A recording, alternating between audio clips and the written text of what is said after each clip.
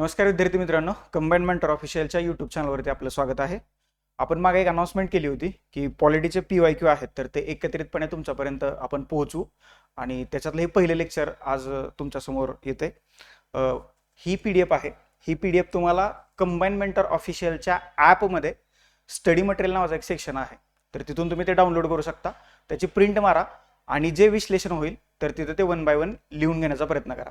2025 मध्ये म्हणजे या वर्षभरात गट ब, गट क पूर्व आणि मुख्य, राज्यसेवा मुख्य आणि MPSC प्रिलिम्स पूर्व परीक्षा, तर या अनुषंगानं जेवढ्या एक्झाम झालेल्या आहेत 2025 मध्ये, तर त्या सर्व एक्झाम्स मध्ये पॉलिटीच्या चौकटीमध्ये आपल्या जे प्रश्न आले होते तर त्या सर्व प्रश्नांचं एकत्रितपणे विश्लेषण करणारी ही सिरीज आहे आणि ही फ्री ऑफ कॉस्ट आहे. यूट्यूबवरती सगळे लेक्चर्स तुम्हाला अवेलेबल होतील आणि ही जी PDF आहे तर ती तुम्हाला कंबाईन मेंटर ऑफिशियलच्या ॲपमधून डाउनलोड करावी लागेल. स्टडी मटेरियल या सेक्शनमध्ये ती PDF जी आहे तर ती आम्ही तुम्हाला फ्री ऑफ कॉस्टमध्ये उपलब्ध करून देतोय.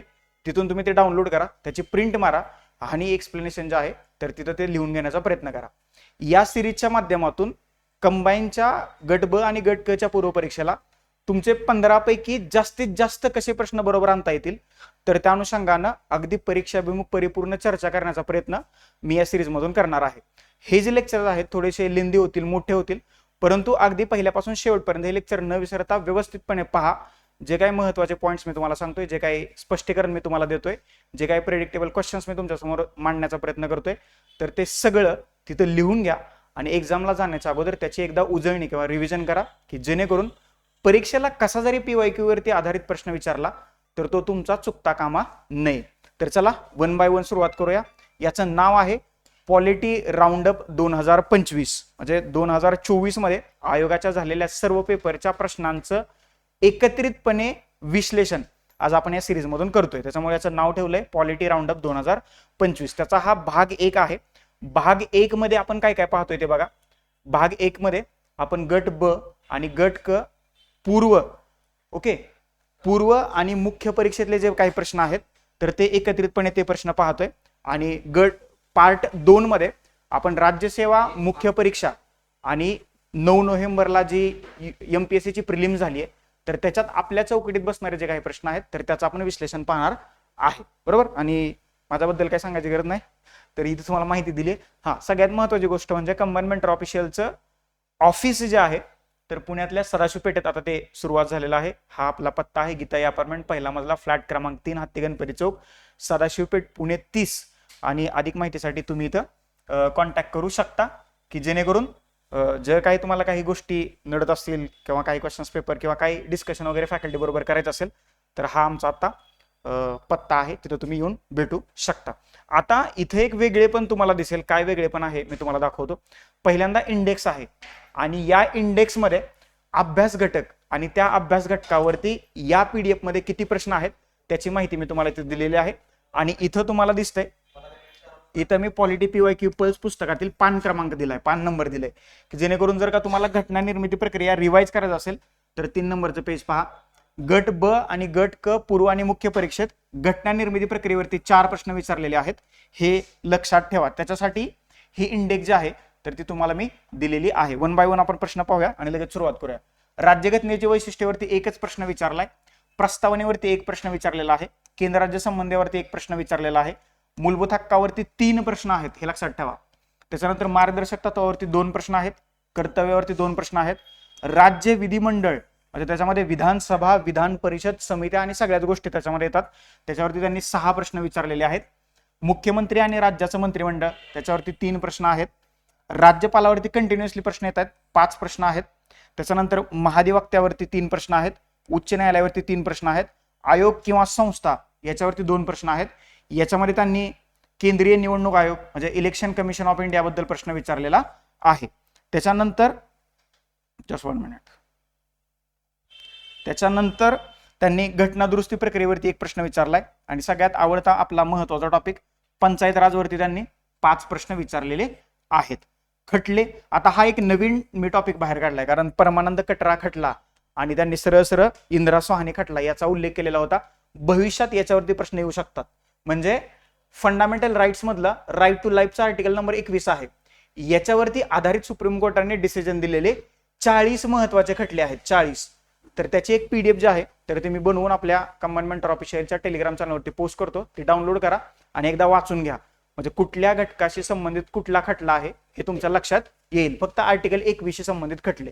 त्याच्यानंतर भाग, कलम आणि परिशिष्ट त्याच्यावरती 11 प्रश्न विचारलेले आहेत आणि इतर घटकांवरती 5 प्रश्न विचारलेले आहेत.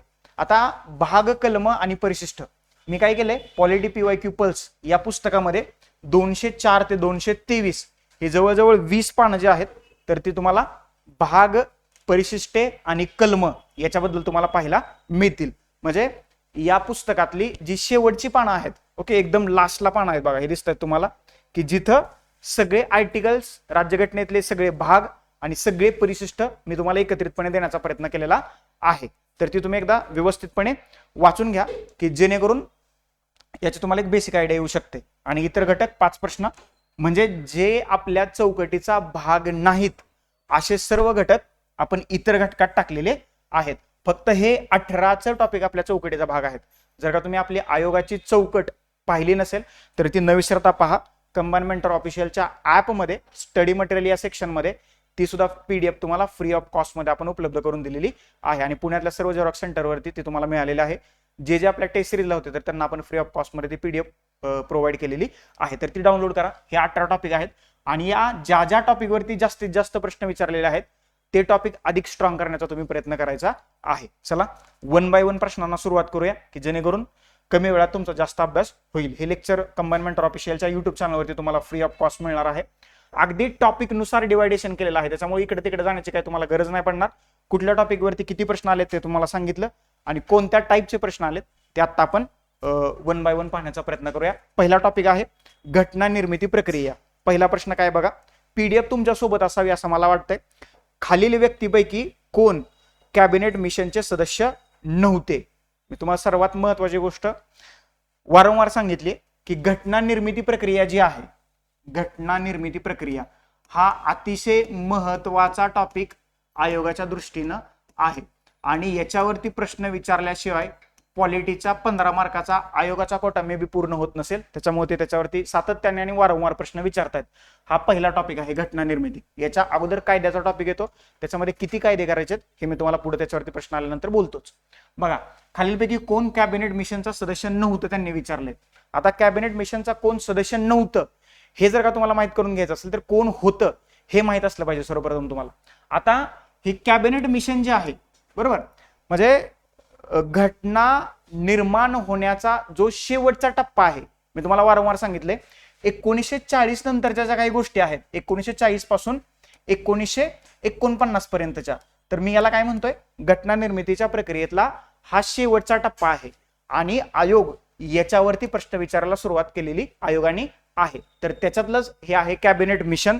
1946 ला ही योजना जी आहे कॅबिनेट मिशनची, 16 मे 1946 ला हे कॅबिनेट मिशनची योजना भारतासाठी जाहीर झालेली आहे.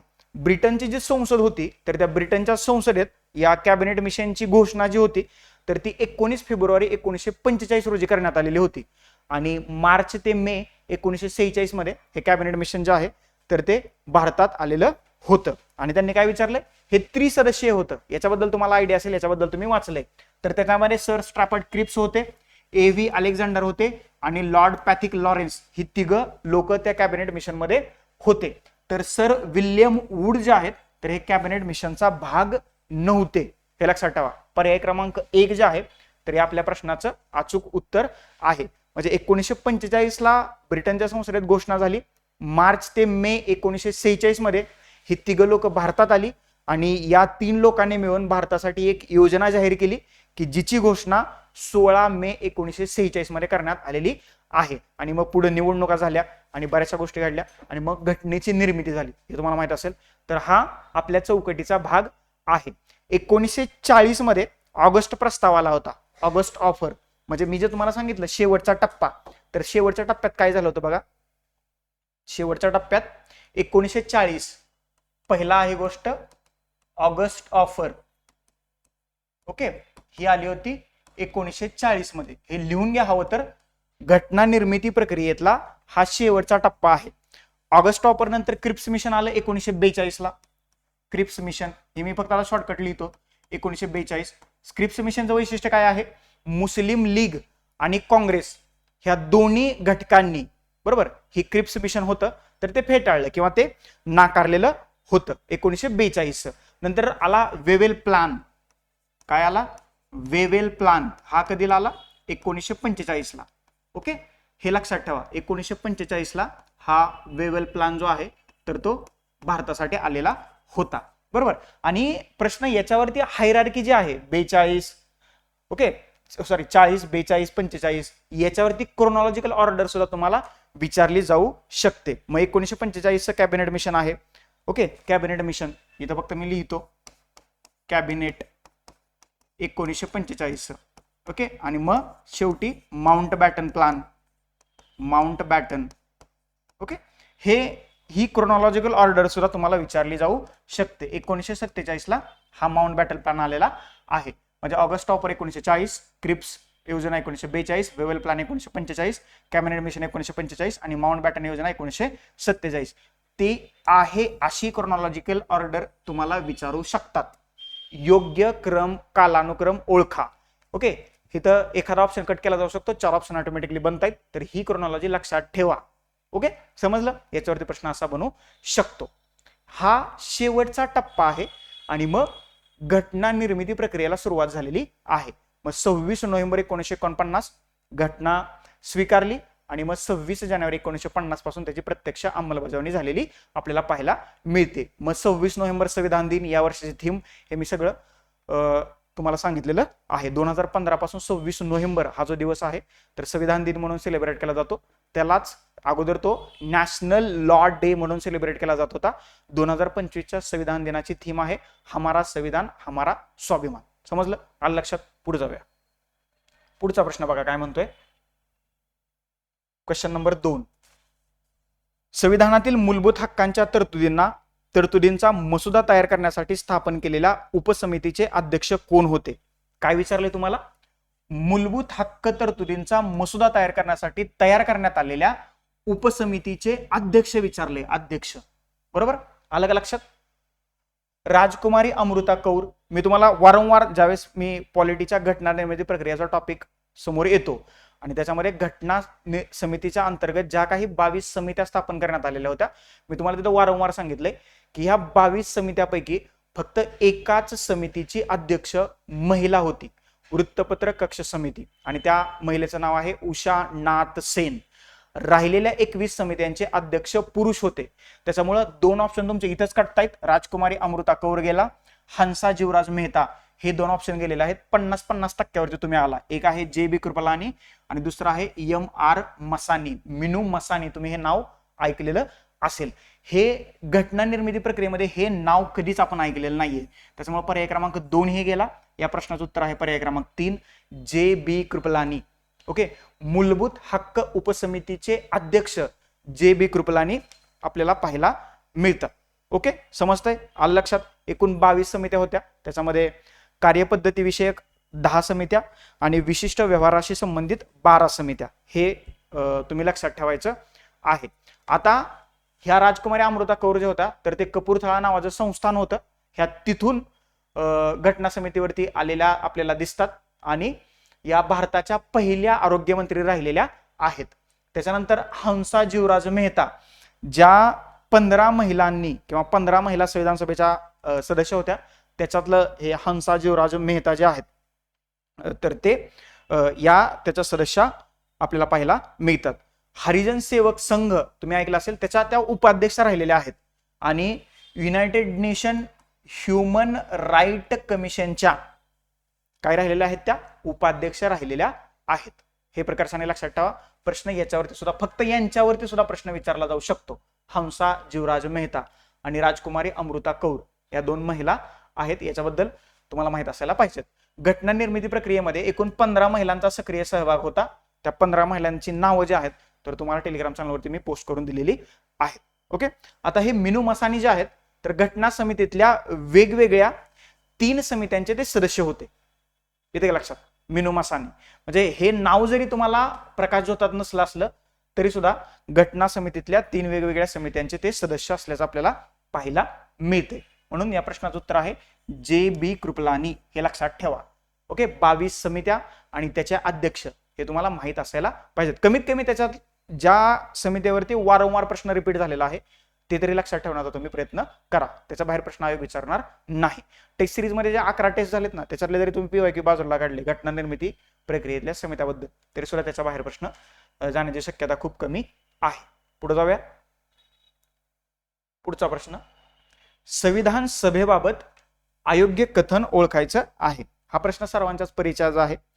सिंह हे संविधान सभेचं चिन्ह म्हणून स्वीकारण्यात आलं. पहिलं विधान सिंह होता का, तर इथं होता हत्ती. सिंह नव्हता, इथं काय होता, हत्ती.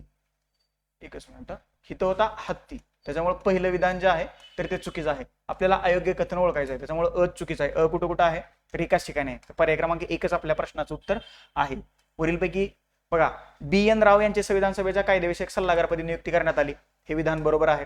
एच.बी. अयंगार हे संविधान सभेचे सचिव होते, हेही बरोबर आहे. ब आणि क ही दोन विधाने या ठिकाणी आपल्याला बरोबर दिसतात, त्याच्यामुळे पर्याय क्रमांक 1 जे आहे तर ते आपल्या प्रश्नाचं बरोबर उत्तर आहे. ओके, आता बी.एन. राव जे आहेत तर ते घटना समितीचे सदस्य नव्हते. ओके, हे लक्षात ठेवा. हे राव जे आहेत ना, तर हे घटना समितीचे सदस्य नव्हते. ओके, हे घटना समितीचे सदस्य नव्हते, तरी सुद्धा ते संविधान सभेच्या कायदेविषयक सल्लागारपदी त्यांची नियुक्ती करण्यात आलेली होती. परंतु 1948 फेब्रुवारी 1948 मध्ये घटना समितीचा पहिला मसुदा ह्या बी.एन. राव यांनी सादर केला होता आणि याच्यावरती आयोगाने प्रश्न विचारलाय, घटना समितीचा पहिला मसुदा कोणत्या वर्षी सादर करण्यात आला, फेब्रुवारी 1948. आणि कुणी सादर केला होता, प्रेडिक्शन काय आहे, बनू शकतो प्रश्न, बी.एन. राव यांनी. Okay, B N. राव. परंतु ते संविधान समितीचे कुठल्याही ह्याचे सदस्य नव्हते, घटना समितीचे ते सदस्य नव्हते, हे अतिशय महत्वाचं आहे. ओके, एच.व्ही. अयंगार संविधान सभेचे सचिव आपल्याला पाहायला मिळतात. संविधान सभेचे हंगामी अध्यक्ष कोण होते, सच्चिदानंद सिन्हा. म्हणजे फ्रान्समध्ये ज्येष्ठाला जे अध्यक्षपदी बसवण्याची तरतूद होती तर ती आपण स्वीकारलेली आहे. फ्रान्सच्या तरतुदीनुसार हंगामी अध्यक्ष म्हणून सच्चिदानंद सिन्हा यांची नियुक्ती करण्यात आलेली आहे. त्याच्यानंतर अध्यक्ष म्हणून 11 डिसेंबर 1946 ला डॉक्टर राजेंद्र प्रसाद यांची त्या ठिकाणी नियुक्ती करण्यात आलेली आहे. आणि त्यावेळेला एच.सी. मुखर्जी यांची संविधान सभेचे उपाध्यक्ष म्हणून नियुक्ती करण्यात आलेली होती. ओके, घटना समितीच्या एकूण 11 बैठका झालेल्या होत्या, हे तुम्हाला माहितच आहे. याच्यावरती सुद्धा प्रश्न विचारला, एकूण किती बैठका झालेल्या होत्या, 2 वर्ष 11 महिने आणि 17 दिवस, म्हणजे जवळजवळ 3 वर्ष जे आहे तर संविधान निर्मितीची ही प्रक्रिया चाललेली होती. वेगवेगळ्या 22 समित्यांनी मसुदा तयार करून दिलेला होता आणि हा जो अंतिम मसुदा आहे म्हणजे राज्यघटनेचा प्रस्ताव, ओके, तर ते मसुदा समितीकडे गेले. 29 ऑगस्ट 1947 मसुदा समितीची स्थापना डॉक्टर बाबासाहेब आंबेडकर यांच्या अध्यक्षतेखाली झाली. त्याच्यामध्ये टोटल 7 सदस्य होते आणि मग त्यांनी राज्यघटनेच्या अंतिम मसुद्याची तयारी केल्याचं आपल्याला दिसून येत आहे. समजलं, आलं लक्षात. पर्याय क्रमांक 1 या प्रश्नाचं उत्तर आहे. अयोग्य कथन आपल्याला ओळखायचं होतं. समजलं. चलो पुढे जाऊया, थोडंसं फास्ट जाऊया, म्हणजे कमीत कमी वेळात आपले जास्तीत जास्त प्रश्न जे आहेत तर ते कव्हर करता आपल्याला येतील. पुढचा प्रश्न आहे, पुढचा खालीलपैकी कोण मसुदा समितीचे सदस्य नव्हतं. ओके, हे बघा प्रश्न इंटरेस्ट आहे. आता मसुदा समितीबद्दल बोललो, मसुदा समितीचं सदस्य नव्हतं. आताच मी तुम्हाला सांगितले मसुदा समितीमध्ये अध्यक्षासह टोटल 7 सदस्य होते. याच्यावरती तुम्ही वारंवार प्रश्न सुद्धा सोडवलेले आहेत. 29 ऑगस्ट 1947 ही तारीख लक्षात ठेवा. 29 ऑगस्ट 1947 या दिवशी मसुदा समितीची स्थापना झाली. आता या मसुदा समितीचं मुख्य काम काय होतं, ज्या काही 22 समित्या स्थापन करण्यात आलेल्या होत्या, म्हणजे मसुदा समिती सोडून 21, तर त्या 21 समित्याकडून आलेले ड्राफ्ट जे आहेत, काय ड्राफ्ट, तर त्याच्यावरती काम करणं आणि राज्यघटनेचा अंतिम मसुदा तयार करणं ह्या मसुदा समितीचं हे महत्वाचं काम होतं. आणि याचे अध्यक्ष जे होते तर ते डॉक्टर बाबासाहेब आंबेडकर होते, हे लक्षात ठेवा. आणि त्यांच्यासह टोटल 7 सदस्य आपल्याला मसुदा समितीचे असल्याचं पाहायला मिळते. ओके, राज्यघटनेचा मसुदा तयार करणं यांचं मुख्य काम होतं. डॉक्टर बाबासाहेब आंबेडकर याचे अध्यक्ष होते. त्याच्यानंतर एन. गोपालस्वामी अयंगर, आल्हादी कृष्णस्वामी अय्यर, के.एम. मुन्शी, याचबरोबर पी.एल. मित्तर, महम्मद सादुल्ला आणि एन. गोपालस्वामी अय्यंगर असे टोटल 7 सदस्य आपल्याला पाहायला मिळतात. एन. माधवराव यांची जागा बी.एल. मित्तर यांनी आपल्याला घेतल्याची दिसते. आणि खैतान यांच्या निधनानंतर टी कृष्णमाचारी, म्हणजे खैतान यांचं 1948 मध्ये निधन झालं, तर खैतान यांच्या निधनानंतर त्यांच्या जागी टी कृष्णमाचारी यांनी जागा घेतलेली आपल्याला दिसते. असे टोटल 7 सदस्यांनी मिळून भारताच्या राज्यघटनेचा अंतिम मसुदा तयार केलेला आहे. आणि याच्यातले जवळजवळ सर्वच्या सर्व लोक वकील होते, वकील. म्हणून भारताच्या राज्यघटनेवरती वकिलांचं नंदनवन अशी टीका केली जाते. आणि असंही म्हटलं जातं भारताच्या राज्यघटनेतली भाषा जी आहे तर ती फक्त वकिलांना समजते, एवढी क्लिष्ट आणि अवघड भाषा आहे. कारण वकिलांचं असणारं प्राबल्य मसुदा समितीतलं, त्याच्यामुळे त्याच्यावरती तशी टीका केली जाते. सी राजगोपालचारी जे आहेत तर ते मसुदा समितीचे सदस्य नव्हते. पर्याय क्रमांक 1 जे आहे तर ते आपल्या प्रश्नाचं योग्य उत्तर आहे, कारण त्याने सदस्य कोण नव्हतं असा आपल्याला प्रश्न विचारलेला होता. पर्याय क्रमांक 1 या ठिकाणी प्रश्नाचं उत्तर आहे. पुढे जाऊया. पुढचा टॉपिक राज्यघटनेची वैशिष्ट्य. भारतीय राज्यघटनेच्या संघराज्य वैशिष्ट्यामध्ये खालीलपैकी कशाचा समावेश होत नाही? संघराज्य वैशिष्ट्य विचारलेले आहेत. घटना निर्मिती प्रक्रियेवरती जेवढे काही प्रश्न विचारलेले होते 4, म्हणजे गट ब, गट क, पूर्व आणि मुख्य, तर ते 4 प्रश्नांचं विश्लेषण मी तुम्हाला इथं करून दिलेलं आहे. पुढचा टॉपिक आहे आपला राज्यघटनेची वैशिष्ट्य, फीचर्स ऑफ इंडियन कॉन्स्टिट्यूशन. आणि प्रश्न काय आहे बघा, राज्यघटनेच्या संघराज्य वैशिष्ट्यामध्ये कशाचा समावेश होत नाही विचारले, नाही. बरोबर. बघा, अखिल भारतीय सेवा, अखिल भारतीय सेवा काय करता तो मला सांगा. कलम 312 नुसार अखिल भारतीय सेवांची निर्मिती करण्याचा अधिकार संसदेच्या वरिष्ठ सभागृहाला म्हणजेच राज्यसभेला आहे. अखिल भारतीय सेवा 312 नुसार राज्यसभा निर्माण करते. संघराज्य वैशिष्ट्य आहे तर हे अखिल भारतीय सेवा संघराज्य तत्वाचा भंग करतं, त्याच्यामुळं हे तर तिथं तुम्हाला नसायलाच पाहिजे. एक कुठं आहे, इथे एक आहे, इथे एक आहे, म्हणजे पर्याय क्रमांक 1 किंवा 2 आपल्या प्रश्नाचं उत्तर असायला पाहिजे. 3 गेलं, 4 गेलं. इलिमिनेशन टेक्निक जी आहे तर ती तुम्हाला अशी या पद्धतीनं डेव्हलप करता येऊ शकते. बरोबर. येते का लक्षात? एकेरी न्याय व्यवस्था, सिंगल ज्युडिशरी आहे का भारतात? नाहीये. एकात्म आणि स्वतंत्र न्याय व्यवस्था आहे. बरोबर. भारतातल्या न्याय व्यवस्थेचा क्रम जर का पाहिला तर पहिल्यांदा सर्वोच्च न्यायालय आहे, मग उच्च न्यायालय आहे, आणि मग दुय्यम किंवा त्याला आपण दुसरा शब्द वापरतो कनिष्ठ न्यायालय असल्याचं आपल्याला पाहायला मिळतं. परंतु सुप्रीम कोर्टानं घेतलेलं एखादं डिसिजन देशातल्या सर्व न्यायालयावरती म्हणजे सर्व हायकोर्टांवरती बंधनकारक असतं, आणि हायकोर्टानं घेतलेलं एखादं डिसिजन राज्यातल्या सर्व दुय्यम किंवा कनिष्ठ न्यायालयावरती बंधनकारक असतं. त्याच्यामुळं भारतातली न्यायव्यवस्था जी आहे तर ती एकात्म आणि स्वतंत्र स्वरूपाची न्यायव्यवस्था आपल्याला पाहायला मिळते. कसं काय मी तुम्हाला सांगतो. भारतात कायदेमंडळ, कार्यकारी मंडळ आणि न्यायमंडळ हे 3 लोकशाही व्यवस्थेचे पिलर म्हणून याच्याकडे पाहिलं जातं. बरोबर. म्हणजे कायदेमंडळ काय करतं, कायदे तयार करण्याचं काम करतं.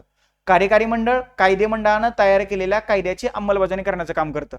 आणि जे न्यायमंडळ आहे कायदेमंडळानं तयार केलेले कायदे, कार्यकारी मंडळानं अंमलबजावणी केलेले कायदे ते बरोबर आहेत की नाहीत हे पाहण्याचं काम जे आहे तर ते न्यायमंडळाचं असतं. म्हणजे भारतात सत्ता संतुलनाचं तत्व, principle of checks and balance आपल्याला पाहायला मिळतं. त्याच्यामुळं ह्या तिन्ही ज्या व्यवस्था आहेत, कायदेमंडळ, कार्यकारी मंडळ आणि न्यायमंडळ, ह्या त्यांच्या परीने आपल्याला स्वतंत्र असल्याचं पाहायला मिळतं. त्याच्यामुळं भारतातलं जे न्यायमंडळ आहे किंवा न्यायव्यवस्था आहे तर ती तुम्हाला एकात्म आणि स्वतंत्र स्वरूपाची असल्याचं पाहायला मिळते. त्याच्यामुळं एकेरी नाहीये, हे चुकलंय. एकेरी न्यायव्यवस्था आणि अखिल भारतीय सेवा, तर याचं उत्तर आहे पर्याय क्रमांक 2. ए आणि बी ही 2 जी उदाहरणं आहेत तर ती भारतीय संघराज्य वैशिष्ट्याची वैशिष्ट्य नाहीयेत किंवा भारतीय संघराज्याची वैशिष्ट्य नाहीयेत. अधिकारांची विभागणी झाली आहे का? झाली आहे. राज्यघटनेतलं 7वं परिशिष्ट आणि आर्टिकल नंबर 246 याच्यामध्ये तुम्हाला राज्य आणि केंद्र सरकारमध्ये अधिकारांची विभागणी झाल्याचं पाहायला मिळतंय. स्वतंत्र न्यायव्यवस्था आहे का भारतातली? तर आहे. मी आत्ताच तुम्हाला सांगितलं की कशी स्वतंत्र न्यायव्यवस्था आहे. ही 2 संघराज्य व्यवस्थेची वैशिष्ट्य आहेत. आता ह्या ऑल इंडिया सर्व्हिसेस ज्या आहेत किंवा अखिल भारतीय सेवा ज्या आहेत तर त्या भारतात संघराज्य तत्वाचं उल्लंघन करतात. कसं काय तुम्हाला सांगतो. कारण अखिल भारतीय सेवा त्याच्यामध्ये IAS, IPS आणि IFS या 3 सेवा येतात, बरोबर. तर यांची निवड आणि नियुक्ती कोण करतं? UPSC करते. UPSC कोणासाठी आहे? संघासाठी आहे किंवा केंद्रासाठी आहे. परंतु UPSCने यांची निवड केल्यानंतर यांची नियुक्ती किंवा यांची सेवा कुठं असते? तर ती राज्यात असते. झालं का इथं संघराज्य तत्वाचा भंग? कारण झालाय. कारण राज्याला IAS, IPS, IFS निवडण्याचा संधी आहे का इथं? तर नाही. लक्षात. त्याच्यामुळे अखिल भारतीय सेवा ज्या आहेत तर भारतात संघराज्य व्यवस्थेचं तत्वाचं भंग करतात. लक्षात.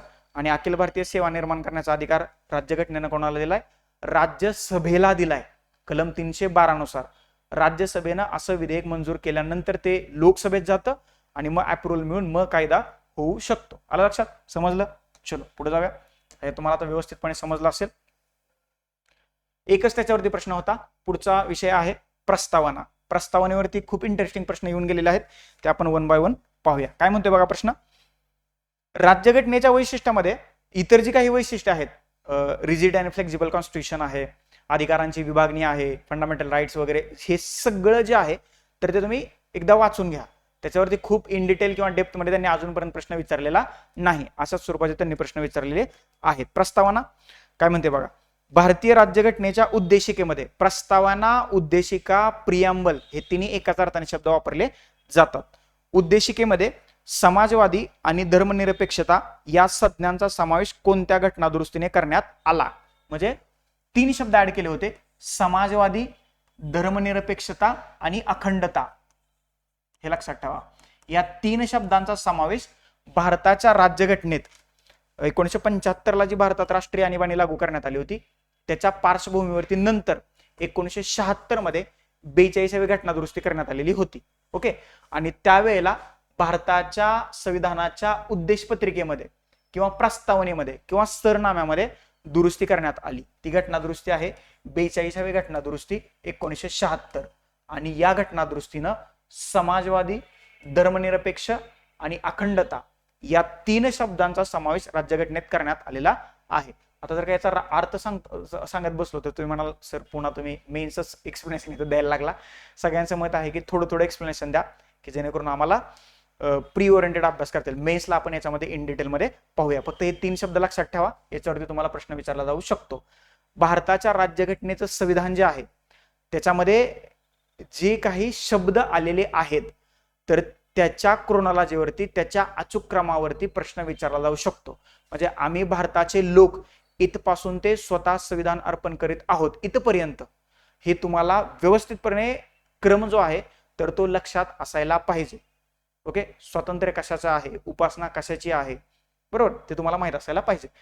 तर 42व्या घटनादुरुस्तीनं हे 3 शब्द ऍड करण्यात आलेले आहेत. 42व्या घटनादुरुस्तीला लघु संविधान असंही म्हटलं जातं कारण खूप सारे बदल जे आहेत तर या घटनादुरुस्तीनं करण्यात आलेले आहेत. आणि ही जी घटनादुरुस्ती आहे तर काँग्रेसचे तत्कालीन अध्यक्ष स्वर्ण सिंग यांच्या समितीच्या शिफारशीवरून करण्यात आल्याचं आपल्याला दिसतंय. ओके. हे तुम्ही प्रकर्षाने लक्षात ठेवायचं आहे. याच्यानंतर 44वी घटनादुरुस्ती 1978 मध्ये करण्यात आली होती. 1978. आणि ही आणीबाणीशी संबंधित बऱ्याचशा तरतुदी या घटनादुरुस्तीने करण्यात आलेल्या आहेत. 41वी घटनादुरुस्ती 1976 मध्ये करण्यात आलेली होती. आणि सर्वोच्च राज्य लोकसेवा आयोगांच्या सदस्यांचं वय जे आहे तर ते 60 वरून 62 करण्यात आलं. ओके. म्हणजे महाराष्ट्राच्या बाबतीत बोलायचं झालं तर MPSC सदस्यांना अध्यक्षांचं वय जे होतं तर ते 60 वरून वाढवून 62 करण्यात आलं 41व्या घटनादुरुस्तीनं. म्हणजे स्टेट PCSC आणि जे संयुक्त राज्य लोकसेवा आयोग आहेत म्हणजे 2 किंवा अनेक राज्यांसाठी तर त्याच्यामधल्या अध्यक्ष आणि सदस्यांचं वय होतं तर ते 60 वरून 62 करण्यात आलेलं आहे 41व्या घटनादुरुस्तीनं. त्याच्यानंतर 46व्या घटनादुरुस्ती जी आहे तर ती 1982 मध्ये करण्यात आलेलीच आपल्याला दिसते. ओके. आणि या घटनादुरुस्तीनुसार प्रस्तावना जी आहे तर त्याच्याबद्दल बरंचसं कमेंट करण्यात आलेली आहे. जर का उद्देश पत्रिकेबद्दल बोलायचं झालं किंवा प्रस्तावनेबद्दल बोलायचं झालं तर प्रस्तावना ही न्यायप्रविष्ट नाही, ही गोष्ट लक्षात ठेवा. आणि कायदेमंडळाच्या अधिकाराचा स्रोतही नाहीये प्रस्तावना. ओके, प्रस्तावना सांगते काय तर राज्यघटनेचा थोडक्यात क्रक्स किंवा सारांश आपल्याला या प्रस्ताविकेमधून पाहायला मिळतो. प्रस्ताविकेमध्ये दुरुस्ती करता येऊ शकते का तर करता येऊ शकते. आतापर्यंत किती वेळा केली? आतापर्यंत फक्त एकदा केली. घटना दुरुस्ती कोणती? 42वी घटना दुरुस्ती 1976. काय दुरुस्ती केली तर हे 3 शब्द समाजवादी, धर्मनिरपेक्ष आणि अखंडता हे 3 शब्द प्रस्ताविकेमध्ये ऍड करण्यात आलेले आहेत. ओके, हा अधिकाराचा स्रोत नाहीये किंवा सोर्स नाहीये किंवा ही प्रस्ताविका न्यायप्रविष्ट. न्यायप्रविष्ट म्हणजे काय? ह्या प्रस्ताविकेत जे सांगितलंय त्याचं उल्लंघन झालं तर तुम्हाला न्यायालयात जाता येऊ शकतं. तर ही प्रस्ताविका न्यायप्रविष्ट आहे का? नाही, हे लक्षात ठेवा. फंडामेंटल न्यायप्रविष्ट आहेत का तर फंडामेंटल राईट्स न्यायप्रविष्ट आहेत. डीपीएसपी न्यायप्रविष्ट आहेत का तर डीपीएसपी न्यायप्रविष्ट नाहीयेत. तशी प्रस्ताविका सुद्धा न्यायप्रविष्ट नाही, हे लक्षात ठेवा. तुम्हाला प्रश्न याच्यावरती विचारला जाऊ शकतो. त्याच्यानंतर आता या प्रस्ताविकाच्या वर्णनावरती वेगवेगळे विचारवंतांनी वेगवेगळी मतं जी आहेत तर ती व्यक्त केलेली आहेत. पंडित ठाकूरदास भार्गव जे आहेत तर या प्रस्ताविकेला राज्यघटनेचा आत्मा किंवा राज्यघटनेची गुरुकिल्ली म्हणून याच्याकडे ते पाहतात किंवा प्रस्ताविकेचं वर्णन जे आहे ते करतात. अर्नेस्ट बार्कर नावाचा एक राज्यशास्त्रज्ञ आहे किंवा राजकीय अभ्यासक आहे. यांनी त्याच्या पुस्तकात ही प्रस्ताविका आहे भारताच्या राज्यघटनेची तर ती आहे अशी प्रिंट केलेली आहे. म्हणजे तो भारताच्या राज्यघटनेच्या प्रस्तावनेच्या प्रेमातच पडलेला होता. त्याने त्या पुस्तकात छापलेली आहे आणि तो म्हणतो की राज्यघटनेची एक महत्वपूर्ण बाब म्हणून मी त्याच्याकडे बघतोय. मोहम्मद हिदायतुल्ला ते म्हणतात की भारताच्या राज्यघटनेचं प्रस्ताविक जे आहे तर तो संविधानाचा आत्मा आहे. आलं लक्षात?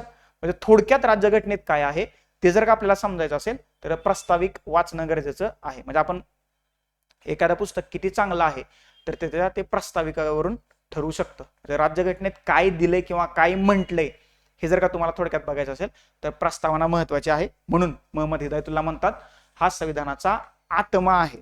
त्याच्यानंतर के.एम. मुन्शी संविधान सभेचे सदस्य होते.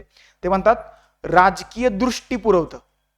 प्रस्ताविका जे आहे तर राजकीय दृष्टी पुरवते किंवा संविधानाची कुंडली म्हणून त्याच्याकडे पाहिलं जातं. नाना पालखीवाला घटनेचं ओळखपत्र म्हणून हे या राज्यघटनेच्या प्रस्ताविकाकडे पाहतात आणि याच्यावरती वारंवार आयोगाने प्रश्न विचारलेले आहेत. म्हणजे एका बाजूला प्रस्ताविकाबद्दल वेगवेगळ्या विचारवंताचं मत आणि पुढच्या बाजूला त्या विचारवंताचं नाव. तर असा प्रश्न तुम्हाला विचारला तर त्याचं उत्तर तुम्हाला देता आलं पाहिजे. पर्याय क्रमांक 4 असं या प्रश्नाचं उत्तर होतं. समजलं? पुढे जाऊया. पुढचा प्रश्न, पुढचा टॉपिक केंद्र राज्य संबंध. केंद्र राज्य संबंधावरती जे काय महत्वाचे 2-3 आयोग आहेत. सरकारी आयोग आहे, पंच आयोग आहे, दार आयोग आहे. तर हे 3 आयोगच करणं अपेक्षित आहे. त्याच्या पलीकडे काय तुम्ही करू नका आणि आयोग सुद्धा त्याच्या पलीकडे प्रश्न विचारत नाही. सरकारी या कमिशन व्यवस्थितपणे करून घ्या. सरकारी त्याच्यावरती आयोग प्रश्न विचारू शकतो. सरकारी या कमिशनावरती. अरे सरकारी पंच आयोग लेटेस्ट आहे. सरकारी आयोग सर्वात अगोदर आला होता. एसके दार आयोग पण तुमच्या लक्षात असायला पाहिजे. बरोबर. केंद्र राज्य संबंधावरती सुद्धा या वर्षभरात त्यांनी एकच प्रश्न विचारलेला आहे. प्रश्न काय बघा, खालीलपैकी कोणते विधान केंद्र राज्य संबंधामधील भारतीय वित्त आयोगाच्या भूमिकेचं योग्य स्पष्टीकरण करतं? हा मेन्सचा प्रश्न आहे बरं का. हा प्रीला प्रश्न आलेला नाहीये. हा मेन्सचा प्रश्न आहे. आणि वित्त आयोगाच्या भूमिकेबद्दल, कुठला वित्त आयोग? केंद्राचा, त्याच्याबद्दल त्यांनी प्रश्न विचारलेला आहे. वित्त आयोगाचं कलम किती आहे हो? कलम 280 नुसार राष्ट्रपती वित्त आयोगाची स्थापना करतात. दर 5 वर्षांनी किंवा त्यांना वाटलं तर त्याच्या अगोदर सुद्धा निर्मिती होऊ शकते. परंतु वित्त आयोग आपल्या चौकटीचा भाग नाही, परंतु कलम आपल्या चौकटीचा भाग आहे. त्याच्यामुळे 280 हे तुम्हाला वित्त आयोगाचं कलम माहित असायला पाहिजे. सॉरी 80 नॉट 280, 80 कलम 80 नुसार. Okay 280 not 80. सॉरी थोडस मिस्टेक झाला. 80 280 नुसार ह्या वित्त आयोगाची स्थापना जी आहे तर ती केली जाते. 80 कलम जे आहे तर हे लोकसभा आणि राज्यसभेशी संबंधित असणारं कलम आहे. 280 नुसार राष्ट्रपती जे आहेत तर ते वित्त आयोगाची स्थापना करतात. दर 5 वर्षांनी किंवा त्यांना वाटलं अगोदर करण्याची गरज आहे तर ते अगोदर करू शकतात. सध्या भारतात कितवा वित्त आयोग चालू आहे हो? 16वा. आणि त्याचे अध्यक्ष कोण आहेत? अरविंद पनगडिया. आता वित्त आयोगाचा विषय निघालाय तर महाराष्ट्राच्या बाबतीत थोडंसं पाहून घेऊया. महाराष्ट्रात सध्या 6वा वित्त आयोग आहे. कितवा? 6वा.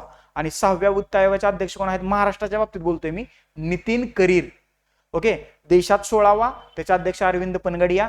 महाराष्ट्रात 6वा, त्याचा अध्यक्ष नितीन करीर. हे लक्षात ठेवा. समजतंय? येते लक्षात. आणि आता प्रश्नाकडे येऊया. काय बघा, वित्त आयोगाच्या भूमिकेचं योग्य स्पष्टीकरण. तो राष्ट्रपतींना राज्यामधील पाणी तंट्यासंबंधी सल्ला देतो? नाहीये. ओके. वॉटर ट्रिब्युनलशी रिलेटेड असणारं कलम वेगळं आहे, 262, ते तुम्हाला माहित असेल. त्याच्यामुळे पर्याय क्रमांक 1 गेला. तो राज्यांच्या कर्ज घेण्याच्या अधिकारांचं वाटप करतो. ओके. तो काय कर्ज घेण्याचा अधिकारांचं वाटप करण्याचा आणि वित्त आयोगाचा काय संबंध आहे का? तर नाहीये. पर्याय क्रमांक 2 ही गेला. तो केंद्र आणि राज्यांमध्ये कर महसूल वाटप करण्याची शिफारस करतो. केंद्र आणि राज्यांमध्ये कर महसूल जो रिव्हेन्यू जनरेट झालाय कराच्या रूपातून, तर तो वाटप करण्याची शिफारस जो आहे तर तो वित्त आयोग करतो. पर्याय क्रमांक 3 आपल्या प्रश्नाचं उत्तर आहे. ओके. तुम्हाला माहिती आहे की प्रत्येक वित्त आयोग केंद्राला किती महसूल राहणार आणि राज्याला किती महसूल दिला जाणार हा लोकसंख्येच्या आधारावरती निर्धारित करत असतो आणि ते वित्त आयोगाचं महत्वाचं काम आहे. त्याच्यामुळं केंद्र आणि राज्यांमध्ये कर महसूल वाटप करण्याची शिफारस जो आहे तर तो वित्त आयोग करत असतो. ही त्याची महत्वाची भूमिका असल्याचं आपल्याला पाहायला मिळतं. आणि पर्याय क्रमांक 4 चुकीचंच आहे. पर्याय क्रमांक 3 जे आहे तर ते आपल्या प्रश्नाचं उत्तर आहे. बरोबर. आता हा प्रश्न पंचायत राजला तुम्हाला कनेक्ट करता येईल का? येऊ शकतो. के संतानाम नावाची एक समिती आली होती, बरोबर, पंचायत राजशी संबंधित. तर या के संतानाम समितीला पंचायत राजवरती वित्तीय विकेंद्रीकरणाची समिती म्हणून के संतानाम समितीला ओळखलं जातं. हे लिहून ठेवा, याच्यावरती प्रश्न बनवू शकतो. म्हणजे ते तुम्हाला असं विचारतील, खालीलपैकी कुठल्या समितीला पंचायत राज वित्तीय विकेंद्रीकरण समिती म्हणून ओळखलं जातं? तर त्यामध्ये एक ऑप्शन असेल के संतानाम. तर तुम्ही तो गोल करणं गरजेचं आहे. के संतानाम. आलं लक्षात? पर्याय क्रमांक 3 या ठिकाणी आपल्या प्रश्नाचं योग्य उत्तर आहे. समजलं? आलं लक्षात? केंद्र राज्य संबंध, सरकारी आयोग, दार आयोग आणि पंच आयोग हे 3 महत्वाचे आयोग आहेत. याच्याच बद्दल करून ठेवा. याच्या बाहेर केंद्र राज्य संबंधाबद्दल प्रश्न ते शक्यतो विचारत नाहीये. हे समजून थोडस घ्या. पुढचा टॉपिक आहे आपला मूलभूत हक्क. भारताच्या राज्यघटनेमध्ये भाग 3 अंतर्गत कलम 12 ते 35 मध्ये आपल्याला मूलभूत हक्कांची माहिती देण्यात आलेली आहे. मूलभूत हक्कांवरती आयोगाने जोड्या लावा या स्वरूपात प्रश्न विचारलेले आहेत. म्हणजे एका बाजूला कलम आणि दुसऱ्या बाजूला त्या कलमांतर्गत असणाऱ्या तरतुदी. ओके. तर ते तुम्ही पाठच केलं असेल. कलम पाठ करायला माझा व्यक्तिशः विरोध आहे, कारण काय करणार ना, 395 कलम आहेत. एवढी पाठ करून म्हणजे पुढे पाठ करायला मागचं सपाट असं व्हायचं. जर का तुम्ही पाठ केली असेल तर वेल अँड गुड, नसतील पाठ केली तर त्याच्यात काय पडू नका, त्याच्यात काय पॉईंट नाहीये. फक्त थोडासा संदर्भाने ते लक्षात ठेवण्याचा प्रयत्न करायचा आहे. चला प्रश्नांवरती येऊया. काय म्हणतोय बघू. भारतीय राज्यघटनेचे जनक डॉक्टर B.R. आंबेडकरांनी कोणत्या कलमाला भारतीय राज्यघटनेचे हृदय आणि आत्मा म्हणून घोषित केलेलं आहे? काय? भारतीय राज्यघटनेचं हृदय आणि आत्मा असं डॉक्टर बाबासाहेब आंबेडकरांनी कोणत्या कलमाचं वर्णन केलेलं आहे असा सरळ सरळ प्रश्न विचारलाय. आर्टिकल 31 की जे सध्या रद्द केले त्याच्यामुळे हे तर काही उत्तर येऊ शकत नाहीये. आर्टिकल 32, 33 आणि 34 सलग त्यांनी 31, 32, 33, 34 असे विचारलेले आहेत. हे आपल्याला सगळ्यांनाच माहित आहे. आर्टिकल 32 हे या प्रश्नाचं आपलं अचूक उत्तर आहे. म्हणजे तुमच्या मूलभूत हक्कांचं जर का उल्लंघन झालं तर आर्टिकल 32 नुसार तुम्ही थेट सर्वोच्च न्यायालयात जाऊ शकता आणि आर्टिकल 226 नुसार तुम्ही थेट उच्च न्यायालयात जाऊ शकता. म्हणजे आर्टिकल 32 जे आहे तर ते मूलभूत हक्का अंतर्गत असणार अतिशय महत्वाचा मूलभूत हक्क आहे. येते का लक्षात? त्याच्यामुळं डॉक्टर आंबेडकरांनी या कलमाचं वर्णन भारतीय राज्यघटनेचं हृदय किंवा आत्मा असं केलेलं आहे. आणि आर्टिकल 32 नुसारच तुम्हाला 5 रिट्स किंवा प्राधिलेख काढता येतात अजूनपर्यंत. म्हणजे 2020 पासून 2025 पर्यंत पर्टिक्युलर रिट्स वरती त्यांनी प्रश्न विचारलेला नाही. आता ते विचारू शकतात, हे लक्षात ठेवा. आर्टिकल 32 मूलभूत हक्कांचं उल्लंघन झाल्यास तुम्ही थेट कुठे दाद मागू शकता? सर्वोच्च न्यायालयात. समजलं? म्हणून ते कलम खूप महत्वाचं आहे. आता कलम 33 चा विषय आलाय. तर कलम 33 काय आहे? जे आपले मूलभूत हक्क आहेत, बरोबर, तर ते मूलभूत हक्क सैन्य व्यवस्थेला किंवा सैन्यांना लागू करताना त्याच्यामध्ये बदल करण्याचा अधिकार जो आहे तर तो राज्यघटनेनं भारतीय संसदेला दिलेला आहे. ते तुम्हाला प्रश्न विचारतात मूलभूत हक्क जर का सैन्यांना लागू करायचे असतील तर त्याच्यामध्ये बदल करण्याचा अधिकार संविधानानं कोणाला दिलाय? त्याच्यामध्ये राष्ट्रपती, सर्वोच्च न्यायालय, संसद यापैकी नाही असे पर्याय असले तर संसद हे त्याचं अचूक उत्तर आहे. आणि कलम 33A जे आहे तर एक नवीन कलम ऍड नुकताच करण्यात आलेला आहे 106व्या घटना दुरुस्ती 2023 नुसार. तर कलम 33A काय म्हणतंय? लोकसभेतलं महिला आरक्षणाच्या तरतुदी संबंधी कलम 33 नव्यानं ऍड करण्यात आलेलं आहे 106व्या घटना दुरुस्ती अंतर्गत. ओके, हे एक्स्ट्राची माहिती. त्याच्यानंतर आर्टिकल 34 काय आहे? म्हणजे हा फंडामेंटल राईट्सचाच भाग आहे. तर लष्करी कायदा लागू असताना फंडामेंटल राईट्स वरती किंवा मूलभूत हक्कांवरती काही निर्बंध घातले जाऊ शकतात. तर याच्या तरतुदी ज्या आहेत तर त्या कलम 34 मध्ये देण्यात आलेल्या आहेत. आणि कलम 31 सध्या रद्द करण्यात आले, त्याच्याबद्दल काय आपण नाही बघणार. 32, 33 आणि 34 एक्सप्लेनेशन तुम्हाला तिथं दिलेलं आहे. हे त्या प्रश्नाच्या पुढे लिहून तुम्ही घ्यायचं आहे, म्हणजे ऑप्शनच्या समोर. बरोबर? ओके, चलो पुढे जाऊया. या प्रश्नाचं उत्तर आहे पर्याय क्रमांक 2. पुढचा प्रश्न. मी जे तुम्हाला म्हटलं ना जोड्या लावायला प्रश्न विचारतात तर ते अशा स्वरूपात जोड्या लावायला प्रश्न विचारलेले आहेत. इथं तुम्हाला ऑप्शन नाही दिसत, परंतु ज्यावेळेस तुम्ही या PDF ची प्रिंट कराल तर पर्याय क्रमांक 3 जे आहे तर या प्रश्नाचं अचूक उत्तर आहे, हे तेवढं लक्षात ठेवा. म्हणजे पुढच्या पानावरती ऑप्शन गेलेले आहेत, मी तुम्हाला ते दाखवतो कसे पुढच्या पानावरती गेलेले आहेत. कलम 14 डायरेक्ट उत्तर सांगतो तुम्हाला, पर्याय क्रमांक 4 आहे. राज्य भारतातील कोणत्याही व्यक्तीला कायद्यासमोर समानता आणि कायद्याचं समान संरक्षण नाकारणार नाही. त्याच्यानंतर आर्टिकल 15, 16 आणि 17 सलग त्यांनी 4 आर्टिकल विचारले. 14 ते 18 कायद्यासमोर समानता संबंधी असणारे फंडामेंटल राईट्स आहेत. त्याच्यानंतर कलम 15 जे आहे कुठे गेलं 15चं 1 राज्य, धर्म, वंश, जात, लिंग, जन्मस्थान किंवा त्यापैकी कोणत्याही कारणावरून नागरिकांमध्ये भेदभाव केला जाणार नाही. म्हणजे RRCP रेस, रिलिजन, कास्ट आणि प्लेस ऑफ बर्थ असं लक्षात ठेवा. आहे RRCP ही माझी ट्रिक आहे. ओके, रेस म्हणजे वंश, R म्हणजे रिलिजन, C म्हणजे कास्ट आणि P म्हणजे प्लेस ऑफ बर्थ. ओके, धर्म, वंश, जात, लिंग, जन्मस्थान यावरून किंवा त्यापैकी कोणत्याही कारणावरून नागरिकांमध्ये भेदभाव करणार नाही. कोण करणार नाही? राज्य संस्था. त्याच्यानंतर 16 राज्यातील कोणत्याही पदावर नोकरी किंवा नियुक्तीबाबत सर्व नागरिकांसाठी समान संधी असेल. ओके, इथं समान संधी म्हणजे काय आहे भारतात? आरक्षण. ओके, आरक्षणाची तरतूद करण्यात आलेली आहे. त्याच्यानंतर आर्टिकल 17 अस्पृश्यतेचा अंत आणि कोणत्याही स्वरूपात ती प्रथा पाळण्यास बंदी घालण्यात आलेली आहे. ओके, समजलं? तर या अशा जोड्या लागतात. पर्याय क्रमांक 3 जे आहे या प्रश्नाचं उत्तर आहे ते मी तुम्हाला पुढे दाखवतो, कारण एका प्रश्नावरती म्हणजे एवढ्या आपल्या स्क्रीनवरती एवढाच प्रश्न बसतोय, त्याच्यामुळे थोडंसं समजून घ्या. याचं बघा इथं तुम्हाला उत्तर दिसतंय पर्याय क्रमांक 3, 4, 1, 2, 3 लक्षात. पर्याय क्रमांक 3 आपल्या प्रश्नाचं उत्तर आहे. आर्टिकल 1 कलम आहे तुम्ही पाठ केलेले आहेत, त्याच्यामुळे त्याच्याबद्दल काय मला एक्स्ट्रा बोलायची गरज नाही. पुढचा प्रश्न बघा काय म्हणतोय. क्वेश्चन नंबर मूलभूत हक्कातला क्वेश्चन नंबर 3. कायद्यासमोर समानता या नियमासाठी खालीलपैकी कोणते अपवाद आहेत? आताच मी तुम्हाला सांगितलं आर्टिकल नंबर 14 ते 18 हे समानतेबद्दलच्या तरतुदी भारताच्या राज्यघटनेमध्ये करण्यात आलेल्या आहेत. आणि कायदा समोर समानता याला काही अपवाद सुद्धा आहेत. ते अपवाद कोणते आहेत त्याच्यावरती आधारित हा प्रश्न विचारलेला आहे. पहिलं वाक्य काय म्हणते बघा. राष्ट्रपती किंवा राज्यपाल हे त्यांच्या पदाचा अधिकार व कार्यनिर्वहनासाठी कोणत्याही न्यायालयाला जबाबदार नसतात. बरोबर आहे का? बरोबर आहे का? तर हे बरोबर आहे. भारताचे राष्ट्रपती आणि राज्याचे राज्यपाल हे त्यांच्या पदाचे अधिकार आणि कार्यनिर्वहनासाठी म्हणजे त्याचा उपयोग करत असताना किंवा वापर करत असताना कोणत्याही न्यायालयाला जबाबदार नसतात. म्हणजे न्यायालय त्यांना सांगू शकत नाही ओ राष्ट्रपती साहेब तुम्ही असं करा, राज्यपाल तुम्ही हे चुकीचं करताय.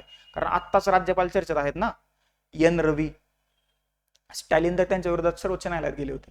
आणि मग सर्वोच्च न्यायालयात गेल्यानंतर मग सर्वोच्च न्यायालयाने त्यांना सांगितलं तुम्ही जर राज्यपाल साहेब करताय ते चुकीचं करताय. पण राष्ट्रपती नाराज झाल्या.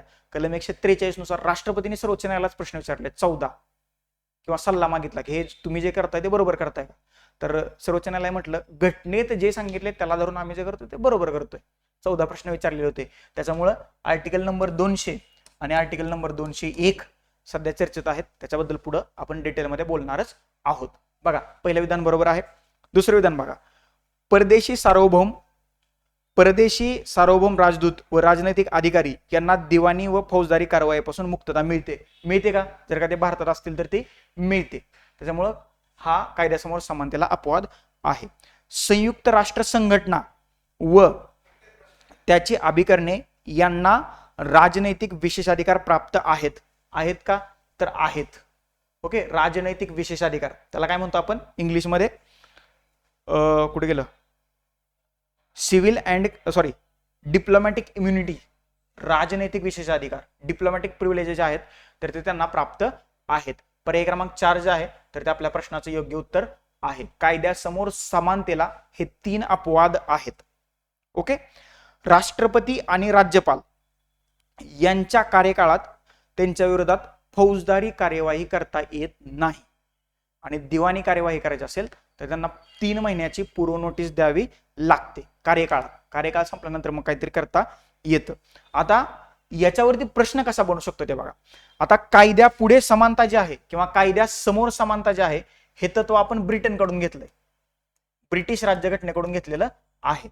आणि कायद्याचं समान संरक्षण ही जी कन्सेप्ट आहे तर ती आपण अमेरिकेकडून घेतलेली आहे. हे लक्षात ठेवा. कायद्यासमोर समानता हे ब्रिटनकडून घेतलेलं तत्व आहे आणि कायद्याचं समान संरक्षण हे अमेरिकेकडून घेतलेलं तत्व आहे. याच्यावरती प्रश्न विचारला जाऊ शकतो, हे नोट डाऊन करून घ्या. समजलं? आलं लक्षात? ओके, पुढे जाऊया. याचं एक्सप्लेनेशन इथं फंडामेंटल राईट्स वरचे प्रश्न संपलेले आहेत आणि आता पुढचा महत्वाचा टॉपिक आहे राज्य धोरणाची मार्गदर्शक तत्व, DPSP. ओके, तर हे DPSP जे आहेत ही भारताच्या राज्यघटनेचा अतिशय महत्वाचा भाग म्हणून याच्याकडे पाहिलं जातं. राज्य धोरणाच्या मार्गदर्शक तत्वांची अंमलबजावणी जर का झाली तर भारत पृथ्वीवरचा स्वर्ग बनू शकतो. म्हणजे आपण जे लोकप्रतिनिधी निवडून देतोय आणि हे लोकप्रतिनिधी निवडून दिल्यानंतर त्यांचं एक मंडळ तयार होतंय आणि राज्यसंस्थेचा गाडा जो आहे, राजकीय कारभार जो आहे तर ते हाकतायत. ज्यावेळेस तुम्ही संविधानिक पदावरती विराजमान होता तर राज्यसंस्था म्हणून तुम्ही काय करायला पाहिजे, ती सगळी माहिती या मार्गदर्शक तत्वांमध्ये दिलेली आहेत. राज्य धोरणाची मार्गदर्शक तत्व भाग 4 मध्ये राज्यघटनेच्या कलम 36 ते 51 मध्ये ही तुम्हाला पाहायला मिळतात. 36 ते 51 मध्ये ही तुम्हाला पाहायला मिळतं. आता राज्यघटनेमध्ये समाजवादी, गांधीवादी आणि उदारमतवादी असं या मार्गदर्शक तत्वांचं विभाजन करण्यात आलेलं नाही. हे आपण अभ्यासासाठी म्हणून करतो. पहिला जो टप्पा आहे तर तो समाजवादी असं विभाजन करण्यात आलेलं आहे. दुसरा आहे तर ते गांधीवादी मार्गदर्शक तत्व असा विभाजन करण्यात आलेलं आहे. आणि तिसरा जो आहे तर उदारमतवादी असं त्याचं विभाजन करण्यात आलेलं आहे. हे राज्यघटनेत करण्यात आलेलं नाही, हे अभ्यासासाठी म्हणून करण्यात आलेलं आहे, हे लक्षात ठेवा. मग ह्याच्यातली 42 आणि 39 हे महत्वाची कलम मला वाटते. गांधीवादामध्ये 40 की ज्याच्यामधून ग्रामपंचायतीची स्थापना आणि उदारमतवादात 44 हे मला महत्वाचं कलम वाटतंय. जे महत्वाचे कलम आहेत ते मी तुम्हाला इथे सांगितलेले आहेत, बाकी तुम्हाला ती माहीतच आहेत. आता सगळ्यात महत्वाचं म्हणजे ही जी DPSP आहेत ही फक्त 36 ते 51 मध्येच आहेत का? हे बरोबर आहे. म्हणजे सर्व वरवर पाहता तुम्हाला 36 ते 51 मध्ये दिसतील, परंतु 335, 350 आणि 351 ही जी 3 कलम आहेत तर या 3 कलमांमध्ये सुद्धा तुम्हाला DPSP पाहायला मिळतं. आणि आयोगाने असा सरळ सरळ प्रश्न विचारलाय की 36 ते 51 वगळता भारताच्या राज्यघटनेमध्ये कुठे तुम्हाला DPSP पाहायला मिळतात, तर 335 आर्टिकल नंबर 335, आर्टिकल नंबर 350 आणि आर्टिकल नंबर 351 या 3 कलमामध्ये सुद्धा तुम्हाला DPSP पाहायला मिळतं. आता ही जी राज्य धोरणाची मार्गदर्शक तत्वे आहेत तर ती न्यायप्रविष्ट नाहीयेत. म्हणजे कलम 36 ते 51 मध्ये राज्यव्यवस्थेला ज्या काही गोष्टी करायला सांगितलेल्या आहेत त्या जर का राज्यव्यवस्थेने केलेल्या नाहीयेत तर मग तुम्ही त्याच्या विरोधात सर्वोच्च न्यायालयात किंवा उच्च न्यायालयात दाद मागू शकता का? तर नाही मागू शकत, कारण ही न्यायप्रविष्टच नाहीयेत. आलं लक्षात? ही सैद्धांतिक स्वरूपाचे आहेत. म्हणजे घटना निर्मात्यांना असं अपेक्षित होतं की राज्यसंस्था असं काहीतरी करेल किंवा करावं. इथे लक्षात? समजलं? हे या मार्गदर्शक तत्वांबद्दलचं एक्सप्लेनेशन. प्रश्न काय बघा, कलम 51 अन्वये राज्य हे डॅश डॅश साठी प्रयत्नशील राहील. कशासाठी प्रयत्नशील राहील ते आपल्याला या ठिकाणी सांगायचं आहे. आंतरराष्ट्रीय शांतता व सुरक्षेचं संवर्धन करण्यासाठी राहील का? ऑब्व्हियसली राहील, बरोबर आहे. परराष्ट्र धोरणाचं संवर्धन व आंतरराष्ट्रीय संबंध कायम ठेवण्यासाठी नाही, हे चुकीचं आहे. काय आहे इथं? आंतरराष्ट्रीय कायदा व करार यांच्याविषयी आदरभाव वाढवणं. म्हणजे कलम 51 मध्ये एकूण 4 तरतुदी आहेत. किती? 51 मध्ये 4 तरतुदी आहेत. त्याच्यातली पहिली तरतूद आहे आंतरराष्ट्रीय शांतता आणि सुरक्षेचं संवर्धन करणं, राष्ट्रांमध्ये न्यायसंगत आणि सन्मानपूर्ण संबंध राखणं, आंतरराष्ट्रीय विवाद लवादाद्वारे मिटवण्यास प्रोत्साहन देणं, आणि चौथी तरतूद आहे आंतरराष्ट्रीय कायदा व करार याच्याविषयी आदरभाव वाढवणं किंवा बाळगणं. त्याच्यामुळे पर्याय क्रमांक 2 जे आहे अ, क आणि ड हे आपल्या प्रश्नाचं उत्तर आहे. कलम 51 मध्ये एकूण 4 तरतुदी आहेत. इथे त्याच्यातल्या 3 तरतुदी देण्यात आलेल्या आहेत आणि चौथी तरतूद मी तुम्हाला आता सांगितली आंतरराष्ट्रीय कायदा आणि करार याच्याविषयी आदरभाव वाढवणं. पर्याय क्रमांक 2 जे आहे तर ते आपल्या प्रश्नाचं उत्तर आहे. समजलं? लक्षात? एवढं सोपं होतं हे. पर्याय क्रमांक 2. पुढचा प्रश्न बघा काय आहे पुढचा. हा, जोड्या लावा. राज्यनीतीची किंवा राज्य धोरणाची मार्गदर्शक तत्व याच्याबद्दल जे आहेत त्या तुम्हाला त्या जोड्या लावायच्या आहेत. एका बाजूला टीकाकार दिलेले आहेत आणि एका बाजूला त्याचं वर्णन जे आहे तर ते तुम्हाला दिलेलं आहे. K T. Shah, Ivor Jennings, K C. Wheare आणि टी.टी. कृष्णामाचारी. या प्रश्नाचं उत्तर आहे पर्याय क्रमांक 1. एला 4 म्हणजे के.टी. शहा यांनी ह्या धोरणावरती टीका करताना काय म्हटलंय? तो एक धार्मिक दिखावा आहे. त्याच्यानंतर आयवर जेनिंग्स यांनी म्हटलंय या पवित्र आकांक्षा आहेत. के.सी. वियर यांनी म्हटलंय उद्दिष्ट व आकांक्षाचा जाहीरनामा, आणि टी.टी. कृष्णामाचारी यांनी म्हटलंय भावनांची खरी कचरा पेटी. ओके, आता या इथं तुम्हाला जोड्या लावा स्वरूपात दिलेला आहे. हे तुम्हाला भविष्यात स्टेटमेंट स्वरूपात सुद्धा विचारू शकतात. ते असं म्हणतील राज्य धोरणाच्या मार्गदर्शक तत्वावरती भावनांची खरी कचरा पेटी म्हणून कोणी टीका केलेली आहे? तर ती कोणी केलेली आहे? टी.टी. कृष्णामाचारी. हे लक्षात ठेवा. येते का लक्षात? म्हणजे प्रश्न कसा जरी फिरला त्याचं उत्तर तुम्हाला देता आलं पाहिजे. म्हणजे तुम्हाला जोड्या लावायच्या पॅटर्न मधनं विधानाच्या पॅटर्नात प्रश्न ड्राफ्ट केला की तुम्ही घाबरताय, तुम्ही चुकताय, तर ते घाबरून जाऊ नका. हे प्रकारचं लक्षात ठेवा तुम्ही. म्हणजे प्रश्नाचं ड्राफ्टिंग बदललं तर उत्तर बदलणार आहे का? म्हणजे मला सांगा, आता जोड्या लावामध्ये भावनांची खरी कचरा पेटी असे DPSP वरती टी.टी. कृष्णामाचार्य यांनी टीका केलेली आहे. आणि हा प्रश्नाचा फॉर्मॅट जर का विधानामध्ये आला तर ही टीका दुसरं कोण करणार आहे का? कसं काय होऊ शकतं ना? त्याच्यामुळे घाबरून नका जाऊ. प्रश्न व्यवस्थित वाचा. PYQचे अनालिसिस म्हणजे हेच असतं की प्रश्न कसा बनू शकतो भविष्यात ते पाहणं. ओके, त्याच्यामुळं ही जर का उद्या विधानांच्या स्वरूपात जर का तुम्हाला विचारलं, 4 विधानच दिली तर काय करणार? उत्तर तेच राहील ना, फक्त प्रश्नाचा फॉर्मॅट किंवा प्रश्नाचं ड्राफ्टिंग बदलतंय. बरोबर? तर याचं उत्तर आहे पर्याय क्रमांक 1. एला 4, बीला 1, सीला 2 आणि डीला 3 असं त्याचं योग्य उत्तर या ठिकाणी आहे. ओके, समजलं? चलो पुढे जाऊया. मार्गदर्शक तत्व इथं याच्यावरती 2च आपल्याला प्रश्न विचारलेले दिसतात. पुढचा प्रश्न बघा. मूलभूत कर्तव्य, अतिशय महत्वाचा टॉपिक. म्हणजे जसे तुम्हाला फंडामेंटल राईट्स दिलेले आहेत राज्यघटनेत तसंच आपली काही मूलभूत कर्तव्य सुद्धा आहेत, ती आपण पार पाडायलाच पाहिजे. अतिशय महत्वाचे मूलभूत कर्तव्य आहेत. राज्यघटनेच्या भाग 4 मध्ये नवीन एक भाग ऍड करण्यात आला, भाग 4A, आणि त्याच्यामध्ये आर्टिकल 51A मध्ये ह्या मूलभूत कर्तव्यांची यादी देण्यात आलेली आहे. ओके, तर 1976 मध्ये जी काही 42वी घटना दुरुस्ती ऍड करण्यात आली होती तर त्या 42व्या घटना दुरुस्तीनं 10 कर्तव्य जे आहेत तर ती राज्यघटनेत जोडलेली आहेत. आणि 11वे कर्तव्य जे आहे तर 2002 ला जी 86वी घटना दुरुस्ती करण्यात आली होती त्यानं शिक्षणाबद्दलचं म्हणजे पालक आणि आई वडिलांनी 14 वर्षाच्या आतील मुलांना प्राथमिक शिक्षण उपलब्ध करून द्यावं याच्या संबंधी 11वं कर्तव्य जे आहे तर ते 86व्या घटना दुरुस्तीनं राज्यघटनेत जोडलेलं होतं.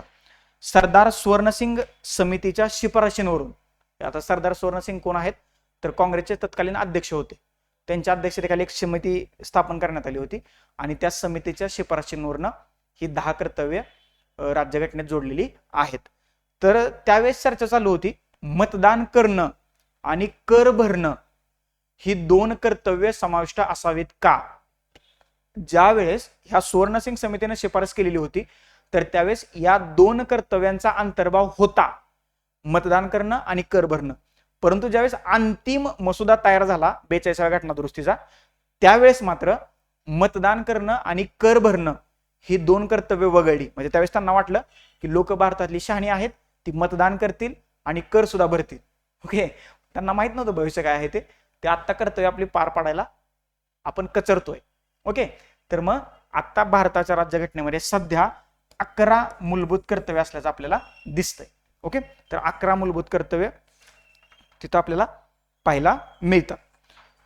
तर प्रश्न काय आहे बघा, खालीलपैकी कोणतं कर्तव्य संविधानात समाविष्ट केलेल्या मूलभूत कर्तव्यापैकी एक नाही म्हटले नाही?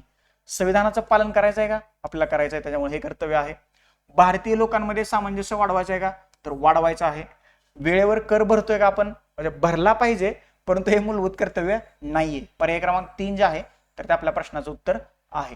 नैसर्गिक पर्यावरणाचं रक्षण करून त्यात सुधारणा करायची आहे का? तर करायची आहे. पर्यावरण आपल्याला जपायचं आहे. जर का नाही जपलं तर संपला विषय, म्हणजे आपणच नाही राहणार. त्याच्यामुळं ही 3 मूलभूत कर्तव्य आहेत. संविधानाचं पालन करायचं आहे, भारतीय लोकांमध्ये सामंजस्य वाढवायचं आहे, गुण्या गोविंदानं भारतात राहायचं आहे, धर्म वंश जात याच्यावरून काय भांडणं करायची नाहीयेत आपल्याला, नैसर्गिक पर्यावरणाचं रक्षण करायचं आहे आणि त्यात आपल्याला सुधारणा सुद्धा करायची आहे. फक्त वेळेवर कर भरणं जे आहे तर हे कर्तव्य मात्र राज्यघटनेत समाविष्ट नाहीये, हे लक्षात ठेवा. परंतु सुरुवातीला मी सांगितल्याप्रमाणे हे चर्चेत होतं, परंतु ड्राफ्टमध्ये म्हणून ते नंतर काढून टाकण्यात आलं. पर्याय क्रमांक 3 जे आहे तर ते आपल्या प्रश्नाचं उत्तर आहे. आता ही मूलभूत कर्तव्य जे आहेत ना, ही सुद्धा न्यायप्रविष्ट नाहीयेत. म्हणजे डीपीएसपी, मूलभूत कर्तव्य, राज्यघटनेचं प्रास्ताविक, आतापर्यंत 3 घटक डिस्कस केले. हे तिन्हीच्या तिन्ही घटक न्यायप्रविष्ट नाहीयेत आणि फंडामेंटल राईट जे आहेत ते मात्र न्यायप्रविष्ट आहेत. समजतंय? चलो पुढे जाऊया. काय बघा, पुढचा आपला याच्यावरचाच प्रश्न आहे, मूलभूत कर्तव्यावरचा. खालीलपैकी कोणते मूलभूत कर्तव्य नाही असं त्यांनी विचारलेलं आहे. म्हणजे बघा प्रश्न कसे फिरतायत हे तुम्हाला लक्षात येते आता. म्हणून वर्षभरातले पीवायक्यू किती महत्वाचे आहेत ही पीडीएफ सर्वप्रथम तुम्ही डाउनलोड करा. ही पीडीएफ तुम्हाला कुठे दिलेली आहे हे बघा, हे एकदा बघून घ्या. अशा स्वरूपाची ही पीडीएफ आहे. कंबाईन मेंटर ऑफिशियलच्या ऍप मध्ये स्टडी मटेरियल या सेक्शन अंतर्गत ही तुम्हाला फ्री ऑफ कॉस्ट मध्ये पीडीएफ उपलब्ध करून दिलेली आहे. बघा, खालीलपैकी कोणतं मूलभूत कर्तव्य नाही म्हटलंय नाही? 11 मूलभूत कर्तव्यापैकी कुठलं समाविष्ट नाहीये? स्मारके आणि सार्वजनिक महत्वाच्या ठिकाणाचं संरक्षण करणं, हे तुम्हाला वाटतंय का हे मूलभूत कर्तव्य नाहीये? हे डीपीएसपी आहे. DPSP directive principle of state policy आहे. म्हणजे राज्य संस्थेअंतर्गत जी काही महत्वाची स्मारक, सार्वजनिक महत्वाच्या ठिकाणांचं संरक्षण करणं हे डीपीएसपी आहे. त्याच्यानंतर राष्ट्रगीताचा आदर करणं आहे का? तर कलम 51A अंतर्गत, कलम 51 मोठा ए त्याच्या अंतर्गत छोटा ए, हे राष्ट्रगीताचा आदर करणं हे आपलं कर्तव्य आहे. नैसर्गिक वातावरणाचं संरक्षण आणि त्याच्यामध्ये सुधारणा करणं 51AG अंतर्गत हे मूलभूत कर्तव्य आहे. आणि सार्वजनिक मालमत्तेचं रक्षण करायचं आहे का? तर करायचं आहे. 51A अंतर्गत आय हे आपलं मूलभूत कर्तव्य आहे. राष्ट्रगीताचा आदर करायचा आहे, नैसर्गिक वातावरणाचं संरक्षण आणि त्याच्यामध्ये सुधारणा करण्याचा प्रयत्न करायचा आहे आणि नैसर्गिक मालमत्तेचं रक्षण करायचं आपल्याला. हे मात्र पहिलंवालं मूलभूत कर्तव्य नाहीये आणि तेच आपल्या प्रश्नाचं या ठिकाणी बरोबर उत्तर आहे. ती डीपीएसपी आहे, हे तुम्ही लक्षात ठेवा. समजलं इथपर्यंत? That's it. चलो पुढे जाऊया. पुढचा प्रश्न बघा कशावरती आहे. मूलभूत कर्तव्याबद्दल छोटा टॉपिक आहे तो आणि त्याचा प्रश्न तुमचा चुकता कामा नये असं मला वाटतंय. कारण ज्या काही गोष्टी रिपीट होत आहेत तर त्या रिपीट झालेल्या गोष्टी तुम्ही चुकू नका शक्यतो, कारण मग तो खूप मोठा लॉस आहे रिपीट झालेल्या गोष्टी चुकल्या तर. कारण पीवायक्यू आहे, टेस्ट सिरीज मध्ये आपण त्याच्यावरती वेगळ्या पद्धतीने क्वेश्चन सुद्धा ड्राफ्ट केलेले आहेत आणि तरी सुद्धा जर का तुमचा चुकत असेल तर मग थोडासा अभ्यास कमी पडतोय असं म्हणायला जागा आहे, हे लक्षात ठेवा. पुढचा टॉपिक आहे आपला राज्य विधिमंडळ. याच्यामध्ये आपल्याला काय काय बघायचं आहे? विधान परिषद, ओके, त्याच्यानंतर विधानसभा आणि याच्या अंतर्गत ज्या काही सगळ्या गोष्टी येतील तर त्या सगळ्या आपल्याला राज्य विधिमंडळामध्ये पाहायच्या आहेत. पहिला प्रश्न आहे त्याच्यातला, भारतीय राज्यघटनेतील कोणते अनुच्छेद राज्य विधिमंडळाशी संबंधित आहे? खालीलपैकी कुठला अनुच्छेद राज्य विधिमंडळाशी संबंधित आहे असा त्यांनी सरळ सरळ प्रश्न विचारलेला आहे. कलम 22 फंडामेंटल राईट्सचा भाग आहे. आणि कलम 25 हा सुद्धा फंडामेंटल राईट्सचा भाग आहे. कलम 380 आणि राज्य विधिमंडळाचा काहीच संबंध नाहीये. या प्रश्नाचं उत्तर आहे पर्याय क्रमांक 2 कलम 168. आलं लक्षात? 168 नुसार राज्यातील विधिमंडळाची स्थापना करण्याची तरतूद करण्यात आलेली आहे. आणि हेच आपल्या प्रश्नाचं उत्तर आहे. कलम 22 अंतर्गत तुम्हाला विशिष्ट आणि ठराविक खटल्यात स्थानबद्ध केलं जाऊ शकतं. ओके, जम्मू काश्मीर मधले जे काही नेते आहेत तर त्यांना बऱ्याचशा वेळेला स्थानबद्ध केलं जातं, तर ते कलम 22 अंतर्गत केलं जातं. कलम 380 हे काय एवढं महत्वाचं नाहीये.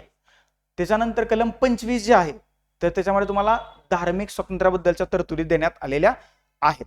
आता सगळ्यात महत्वाची गोष्ट विधान परिषदेबद्दलची कलम 169 नुसार एखाद्या राज्यात विधान परिषद स्थापन करणं किंवा रद्द करणं याच्याबद्दलच्या तरतुदी 169 मध्ये करण्यात आलेल्या आहेत. 170 मध्ये तुम्हाला राज्याच्या विधानसभेची रचना 170 मध्ये करण्यात आलेली आहे. 171 मध्ये विधान परिषदेची रचना आहे. विधान परिषदेची रचना 171 मध्ये करण्यात आलेली आहे. भारताच्या राज्यघटनेच्या भाग 6 मध्ये ओके भाग 6 कलम 168 ते 213 मध्ये तुम्हाला राज्य विधिमंडळाच्या तरतुदी पाहायला मिळतात. आता आयोगाने नवीन पॅटर्न शोधून काढलाय प्रश्न विचारण्याचा. ते भाग आणि कलम हे सरळ एका लाईन मध्ये देत आहेत. तर भाग 6 मध्ये कलम 168 ते 213 मध्ये राज्य विधिमंडळाबद्दलची तरतुद तुम्हाला पाहायला मिळतं. आणि हा प्रश्न 168 वरती होता. प्रत्येक राज्यात राज्य विधिमंडळाच्या स्थापनेची तरतूद 168 अंतर्गत करण्यात आलेली आहे. 169 विधान परिषदेची स्थापना किंवा रद्द करणं, 170 विधानसभेची रचना ओके आणि 171 विधान परिषदेची रचना. 170 मध्ये विधानसभा आणि 171 विधान परिषद. आलं लक्षात? भाग 6 लक्षात ठेवा 168 ते 213. पुढे जाऊया. पुढचा प्रश्न,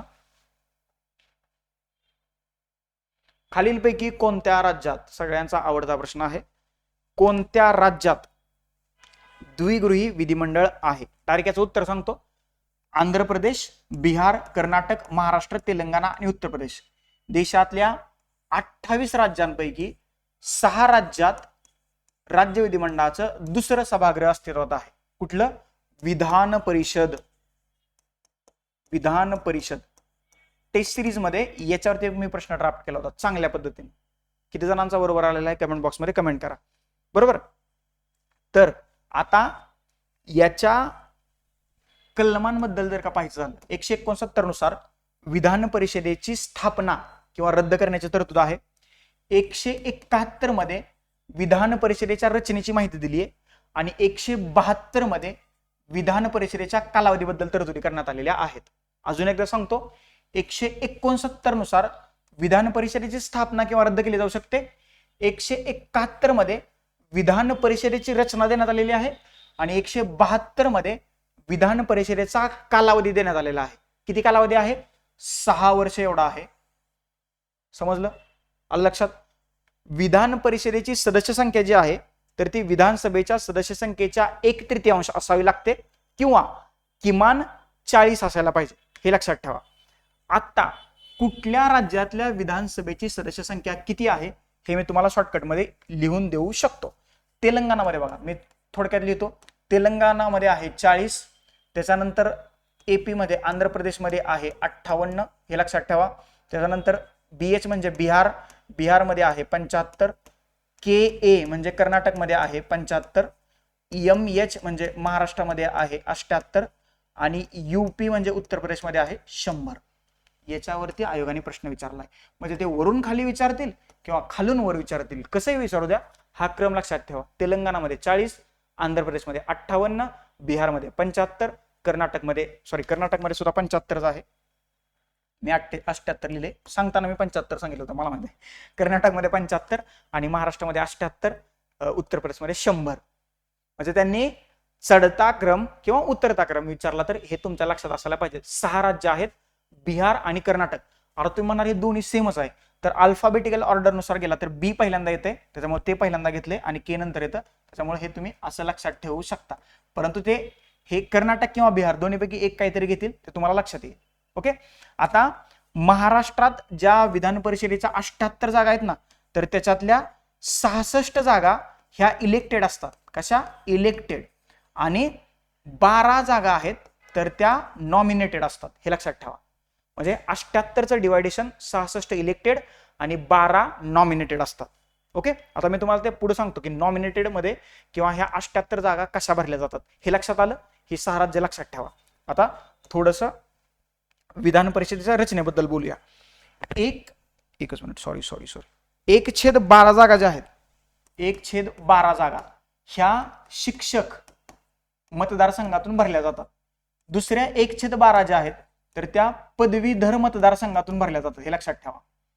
1/3 जागा ज्या आहेत त्या विधानसभा सदस्याकडून भरल्या जातात. विधानसभेचे सदस्य म्हणजे आमदार मतदान करतात, परंतु जो विधानसभेचा सदस्य आहे त्यालाच पुन्हा विधान परिषदेसाठी उभा राहता येत नाही. दुसऱ्या 1/3 जागा ज्या आहेत तर त्या नागरी स्थानिक स्वराज्य संस्थांच्या सदस्याकडून निवडल्या जातात आणि 1/6 जागा ज्या आहेत तर त्या राज्यपालाकडून नियुक्त केल्या जातात. हे लक्षात ठेवा. हे अशा 78 जागा भरल्या जातात महाराष्ट्राच्या बाबतीत. 1/12 सदस्य शिक्षक मतदारसंघातून, 1/12 सदस्य पदवीधर मतदारसंघातून, 1/3 सदस्य विधानसभेच्या सदस्याकडून निवडले जातात, 1/3 सदस्य नागरी स्थानिक स्वराज्य संस्थांकडून निवडले जातात आणि 1/6 सदस्य म्हणजे 12 सदस्य जे आहेत तर ते राज्यपाल नियुक्त असतात. 12 नावं आमदार म्हणून विधान परिषदेवरती राज्यपाल पाठवतात. आलं लक्षात. विधानसभेच्या सदस्य संख्येच्या 1/3 एवढी विधान परिषदेची सदस्य संख्या असते आणि कमीत कमी ती 40 असायला पाहिजे. आणि सध्या देशातल्या फक्त 6 राज्यांमध्ये, किती? 6 राज्यांमध्ये. ती 6 राज्य कोणती आहेत? त्याच्यामध्ये आंध्र प्रदेश, बिहार, कर्नाटक, महाराष्ट्र, तेलंगणा आणि उत्तर प्रदेश. बिहार आणि कर्नाटक या 2 राज्यातल्या विधान परिषदेची सदस्य संख्या सारखी आहे, ती आहे 75. सर्वात जास्त विधान परिषद सदस्य आहेत उत्तर प्रदेशमध्ये 100 आणि महाराष्ट्रात 78. हे लक्षात ठेवा. संपला. याच्या पलीकडे ह्या सदस्य संख्येवरती प्रश्न येणार नाही. कलमसुद्धा मी तुम्हाला पहिल्यांदा सांगितलेली आहेत. विधानसभेची सदस्य संख्या, विधान परिषदेबद्दल बोललो, थोडंसं विधानसभेबद्दल बोलूया आपण आणि मग आपण थांबूया. म्हणजे हा प्रश्न आपण हे करूया. विधानसभेची सदस्य संख्या किंवा रचना काय असते सांगा? कमीत कमी 60 जागा असायला पाहिजेत कुठल्याही राज्याच्या विधानसभेत आणि जास्तीत जास्त 500 असायला पाहिजे. ओके. कमीत कमी 60 आणि जास्तीत जास्त 500. आता ह्या ज्या जागा आहेत तर त्या लोकसंख्येनुसार ठरतात. राज्याच्या लोकसंख्येनुसार ही राज्यांच्या विधानसभेतली जागांची संख्या कमी जास्त असू शकते. कशानुसार? लोकसंख्येनुसार. महाराष्ट्रात किती जागा आहेत? 288 जागा आहेत. म्हणजे आपण 288 आमदार प्रत्यक्षरित्या आपण वोटिंग मधून निवडून देऊ शकतो. परंतु अरुणाचल प्रदेश असेल किंवा गोवा असेल यांच्या विधानसभेत फक्त 30 जागा आहेत. मिझोराम असेल किंवा नागालँड असेल, मिझोराम मध्ये 40 आहेत आणि नागालँड मध्ये 60 आहेत. म्हणजे जी तरतूद आहे तर त्या तरतुदीपेक्षा कमी जागा आहेत. तशी स्पेशल प्रोव्हिजन जो आहे तर त्या राज्यासाठी करण्यात आलेली आहे. निकष काय आहे? निकष लोकसंख्या आहे. जर का तुम्हाला उद्या विचारलं की विधानसभेतल्या जागा ठरवण्याचा निकष काय आहे तर डोळे दाखवून लिहायचं लोकसंख्या.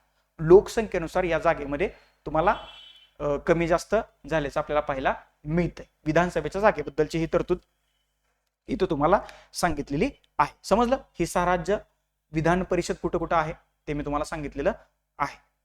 पुढे जाऊया. पुढचा प्रश्न पुन्हा एकदा कलमावरती प्रश्न आलेला आहे. भारतीय संविधानाच्या कोणत्या कलमात विधानसभेची तरतूद आहे? कलम विचारलंय त्यांनी, तर कलम 170 मध्ये विधानसभेची तरतूद आहे. विधानसभा 170 मध्ये.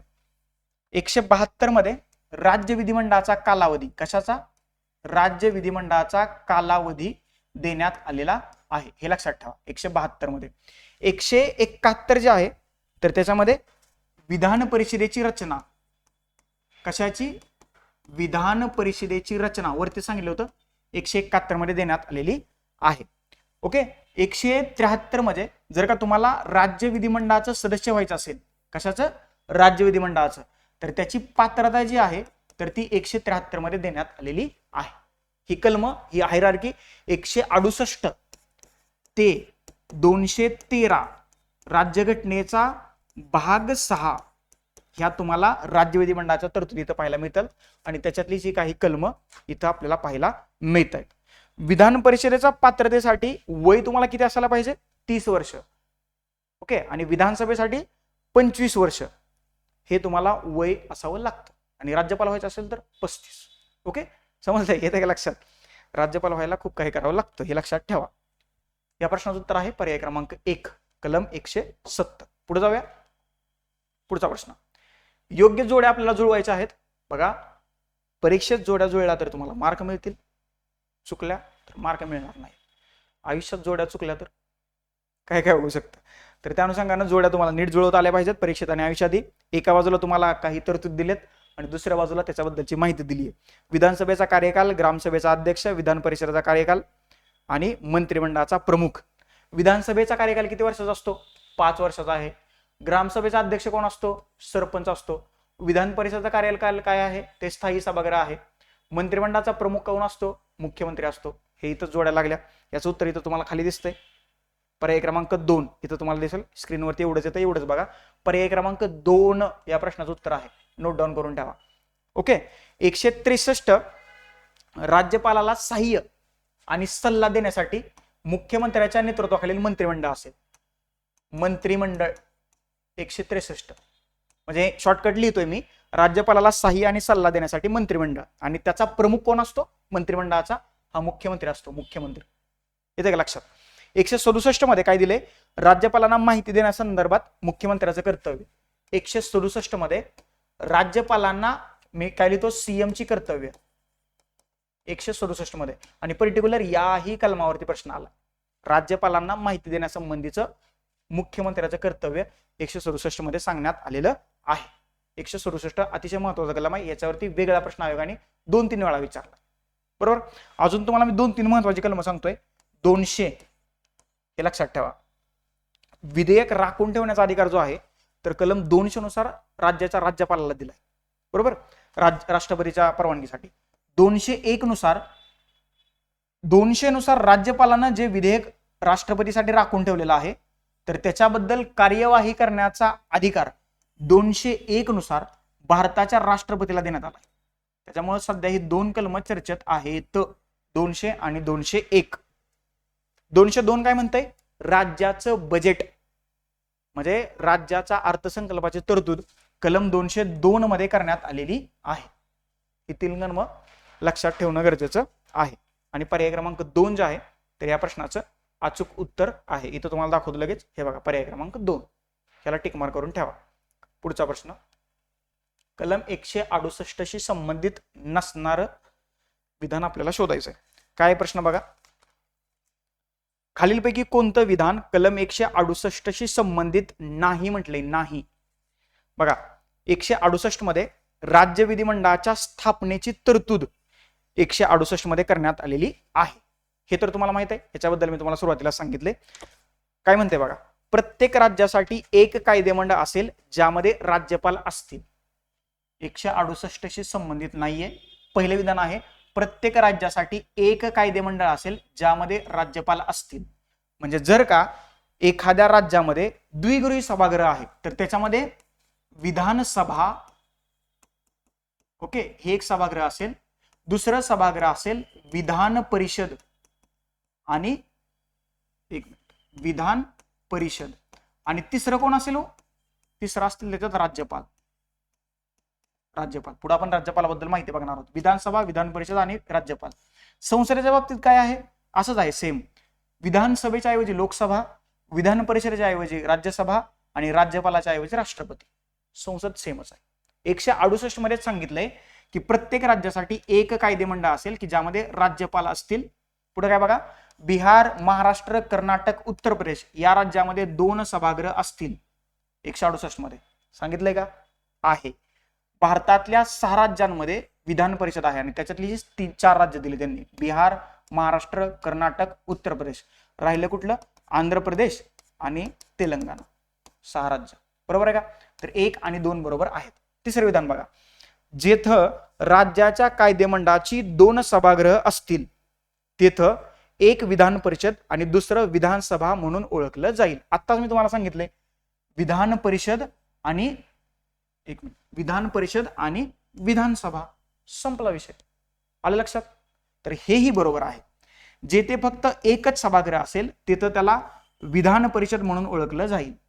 म्हणजे ज्या 26 राज्यांमध्ये एकच सभागृह आहे तिथं विधान परिषद म्हणतात की विधानसभा म्हणतात, तर तिथं त्याला विधानसभा असं म्हणतात. त्याच्यामुळं पर्याय क्रमांक 4 चुकलं.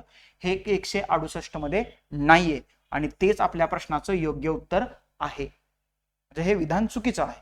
तिथं विधान परिषद नाही म्हणत, तिथं त्याला विधानसभा असं म्हटलं जातं. पर्याय क्रमांक 4 आपल्या प्रश्नाचं बरोबर उत्तर आहे. समजलं? चलो पुढचा प्रश्न बघूया. बघा, खालील राज्याची त्यांच्या विधान परिषदेच्या जागानुसार चढत्या क्रमाने मांडणी करायची आहे. आत्ताच मी तुम्हाला याचं उत्तर सांगितलं होतं. खालील वर किंवा वरून खाली कसा जरी प्रश्न विचारला तर त्याचं उत्तर तुम्हाला येता देता आलं पाहिजे. याचं उत्तर आहे पर्याय क्रमांक 1 ड ब ई अ आणि क. ही बघा 5 राज्य आहेत. याच्यामध्ये त्यांनी काय दिलं नाही, महाराष्ट्र, उत्तर प्रदेश, कर्नाटक, आंध्र प्रदेश आणि इथं बिहार लिहून घ्या. म्हणजे मी सांगतोय म्हणून लिहून घ्या, त्यांनी प्रश्नात काही असं दिलेलं नाही. बिहारमध्ये 75 जागा आहेत आणि कर्नाटकमध्ये 75 जागा आहेत. उत्तर प्रदेशमध्ये 100 जागा आहेत. महाराष्ट्रात 78 जागा आहेत. इथपर्यंत क्लिअर आहे? That's it. हे सोपं आहे. म्हणजे 2 राज्य कर्नाटक आणि बिहार. तेलंगणामध्ये 40 जागा आहेत. सॉरी, तेलंगणामध्ये जस्ट 1 मिनिट. इथं बिहार लिहिलंय तुम्ही, थोडंसं रिपीट करू. बिहारमध्ये 75 जागा, कर्नाटकमध्ये 75 जागा, उत्तर प्रदेशमध्ये 100 जागा, महाराष्ट्रात 78 जागा, तेलंगणात 40 जागा, आंध्र प्रदेशमध्ये 58 जागा. समजलं? याचा कसा क्रम लावायचा आहे? चढता क्रम. पहिल्यांदा काय येईल? सर्वात कमी कुठं आहेत? तेलंगणा. सॉरी 40 का? तेलंगणात किती आहे? 40. ड पहिल्यांदा येईल, मग ब येईल आंध्र प्रदेश, मग ई येईल कर्नाटक, मग अ महाराष्ट्र आणि उत्तर प्रदेश शेवटी. चढता क्रम आहे ना, म्हणजे कमीकडून जास्तकडं. उतरता विचारला तर जास्तकडून कमीकडं, मग उत्तर प्रदेश पहिल्यांदा येईल. ओके, आलं लक्षात? ह्या 6 राज्यांमध्ये विधान परिषद अस्तित्वात आहे. विधान परिषदेची रचना, स्थापना, त्याच्याबद्दलची कलम, विधान परिषदेची सदस्य संख्या, विधान परिषदेचे सदस्य निवडले जातात ते कुठल्या संवर्गातून किती निवडले जातात याची मी तुम्हाला अगदी इतंभूत परिपूर्ण माहिती दिलेली आहे. विधान परिषदेवरची त्याच्या बाहेर प्रश्न जाणार नाही, लक्षात ठेवा. आलं लक्षात? ही सगळी इन डिटेल माहिती इथं दिलेली आहे. पुढे जाऊया. पुढचा प्रश्न काय म्हणतोय बघा. मुख्यमंत्री, आता विधानसभा किंवा राज्य विधिमंडळाचा टॉपिक इथं संपलेला आहे. आता राज्य मंत्रिमंडळ आणि मुख्यमंत्री याच्याबद्दल 2-3च प्रश्न आहेत आणि मग आपण हा एक पहिला पार्ट एंड करूया. दुसरा पार्ट राहिलेले 9 टॉपिक जे आहेत तर ते आपण दुसऱ्या पार्टमध्ये कव्हर करूया. बघा, भारतीय राज्यघटनेच्या खालीलपैकी कोणत्या कलमामध्ये, म्हणजे भारतीय राज्यघटनेच्या खालीलपैकी कोणत्या कलमामध्ये राज्य मंत्रिमंडळाच्या सामूहिक जबाबदारीचं तत्व जे आहे तर ते निहित करण्यात आलेलं आहे, असा त्यांनी प्रश्न विचारलेला आहे. सामूहिक जबाबदारीचं तत्व, राज्य मंत्रिमंडळाच्या सामूहिक जबाबदारीचं तत्व कुठल्या कलमात निहित करण्यात आलेलं आहे? या प्रश्नाचं उत्तर तुम्हाला सांगतो. कलम 164 मध्ये हे जे तत्व आहे तर ते निहित करण्यात आलेलं आहे.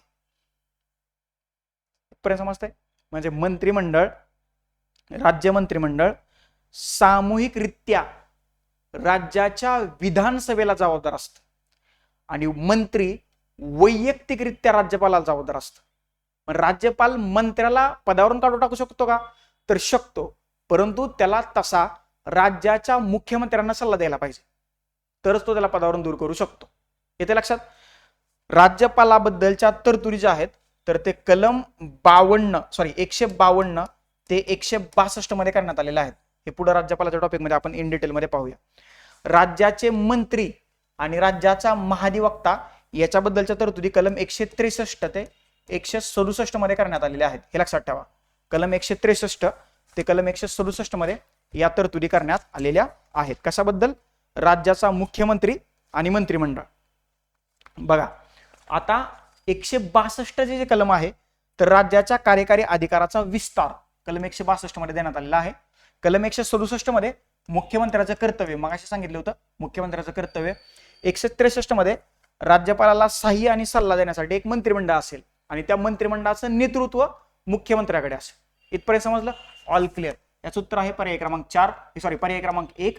कलम 164 नुसार राज्य मंत्रिमंडळाच्या सामूहिक जबाबदारीचं तत्व तिथं निहित करण्यात आलेलं आहे किंवा तिथं मांडलेलं आहे. निहित म्हणजे मांडले किंवा आहे. कलम 164. समजलंय? That's it. चलो पुढे जाऊया. पुढचा प्रश्न. सर्व राज्यांचे मुख्यमंत्री डॅश डॅशचे पदसिद्ध सदस्य आहेत. आता हा प्रश्नच आहे ना, आयोगाने कॅन्सल केला होता, हॅश केला होता.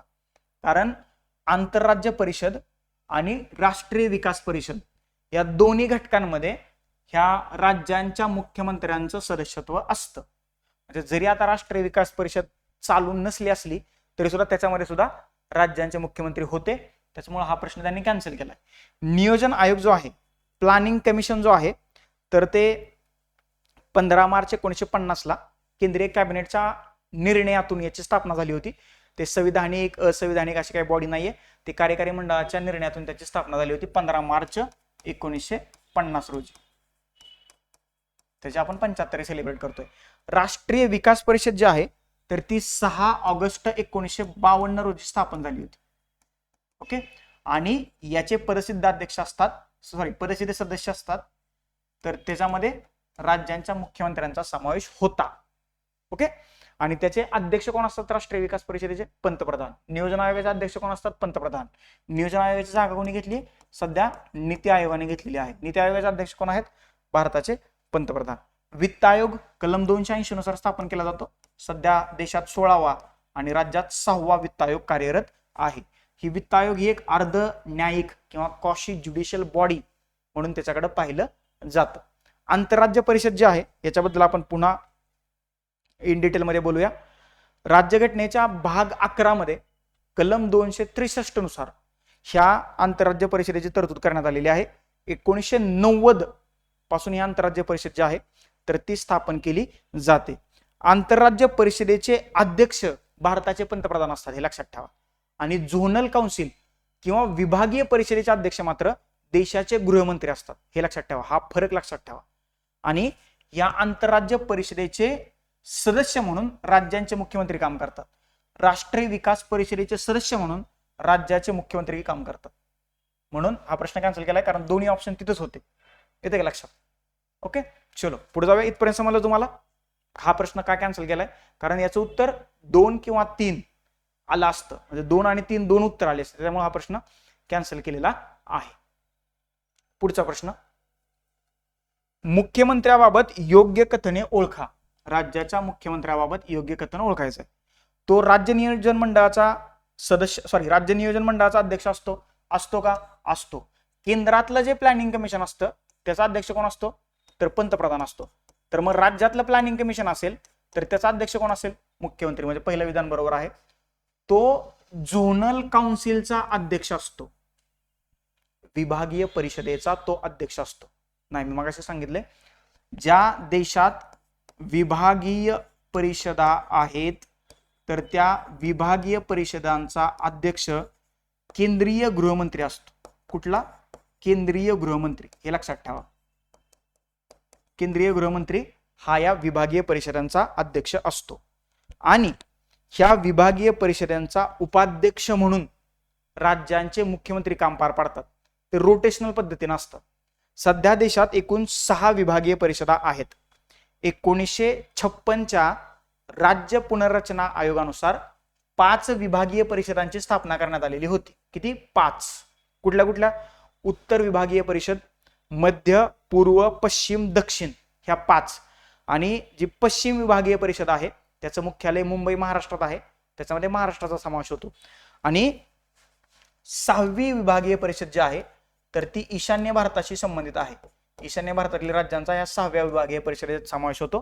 ती नंतर स्थापन करण्यात आली, हे लक्षात ठेवा. सध्या देशात किती विभागीय परिषद आहेत? 6. हे लक्षात ठेवा. विभागीय परिषदेचा अध्यक्ष कोण असतो? केंद्रीय गृहमंत्री. ओके, समजतंय? आणि रोटेशनल पद्धतीनं त्या त्या राज्याचा मुख्यमंत्री ह्या झोनल काउन्सिलचा किंवा विभागीय परिषदांचा उपाध्यक्ष असल्याचं आपल्याला तिथं पाहायला मिळतं.